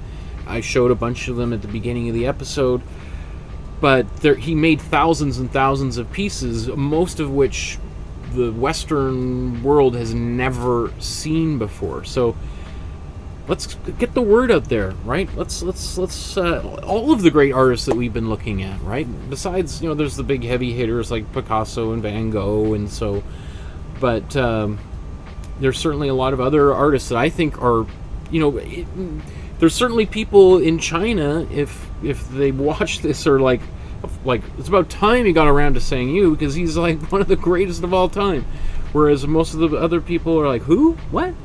Okay, anyway. So thank you everyone for watching, for painting along with me. Remember to take a photograph of your work, upload it to the Facebook page so that we can see what you've been up to while you've been following along to this episode. If you want to support the channel, there's a PayPal link down below. You can even do an e-transfer. Contact me through my email, which is on my website. The link's below, or you could contact me through the Facebook group. And like and subscribe, hit the notification bell, all that kind of stuff. Leaving a comment on this video or other previous videos certainly helps the channel. Let your friends know. And another way that you can help myself and other YouTubers is just let the ads play before, during, after the video rather than skipping them. It just costs you a couple of extra seconds of your time, but you don't have to spend any money, and a small 2% or whatever goes to people like myself. So thank you everyone. Enjoy the rest of your evening. We're going to see you guys on Thursday for American Thanksgiving. We're going to be painting a really cool painting for American Thanksgiving. So I'm really excited to do that. It's a famous painting. I'm looking at it right down here. I've already done the outline for it, so we'll see you guys soon. Well, thank you, Carol, for the donation through the Super Chat. I forgot to mention that as well. Okay, everyone, I hope you enjoy the rest of your evening, and wherever you are, you're warm and safe and dry. Lots of flooding out here in the Vancouver area, so anyone out here who's had to deal with that, my sympathies for you. See you guys. See you on Thursday, my regular scheduled time, 4 p.m. Pacific. Good night, everybody.